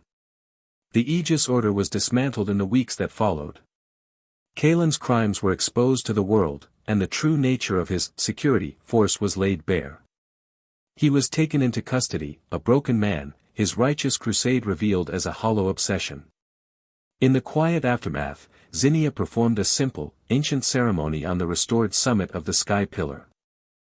With Steven, May, and Brock as witnesses, she formally bestowed upon Ash the title of Skybearer, the first and only human to be recognized as a true partner to the Sky Guardian. It was not a title of nobility or power, but one of responsibility. A recognition that his journey was now forever intertwined with the fate of the planet. Weeks later, the world was still finding its new equilibrium. The story of Ash and Rayquaza had become a modern myth, a source of endless debate, fear, and inspiration. But for Ash, life had found a new, quiet rhythm. He stood on a cliff overlooking the ocean, not on their old island sanctuary, but on a remote stretch of the Pallet Town coastline. It was evening, and the familiar sea breeze felt like coming home. The jade sphere was in his pocket, its gentle, sleeping hum a constant, reassuring presence. May came and stood beside him, her hand finding his as if it had always belonged there. They stood in comfortable silence for a long time, watching the sun dip below the horizon. "What now?" she asked softly, her voice barely a whisper over the sound of the waves. "Are you going to challenge the Indigo League? Become a Pokémon Master?" Ash smiled, a sad, knowing smile. He looked out at the vast, open ocean. The path of a Pokémon Master, the dream that had driven him for so long, felt small. It felt like a chapter from a book he had already finished reading. "I'm already a master of the sky," he said, his voice laced with a humor that didn't quite hide the immense weight of the statement. "I think my journey is a little bigger now." "Our journey." He turned to her, his eyes serious, but full of a love and devotion that was as vast as the sky itself. He was no longer just a boy from Pallet Town. He was a guardian, a partner to a god, a figure of global importance. His future was uncertain, filled with unimaginable challenges and responsibilities. He would have to navigate a world that feared him, deal with threats both human and cosmic, and bear a burden no one else in history ever had. But as he looked at May, at her unwavering strength, her quiet, unconditional love, he knew he wouldn't be doing it alone. "I don't know where we go from here," he admitted, his thumb stroking the back of her hand. "But as long as we go together, I think we'll be okay." She squeezed his hand, her smile a beacon in the twilight. "Together," she agreed. The story wasn't over. It wasn't an ending. It was the quiet, breathtaking dawn of a new, epic journey, rising just as surely as the moon in the darkening sky. The end. Thank you for watching this video. Please be sure to subscribe to our channel and like this video.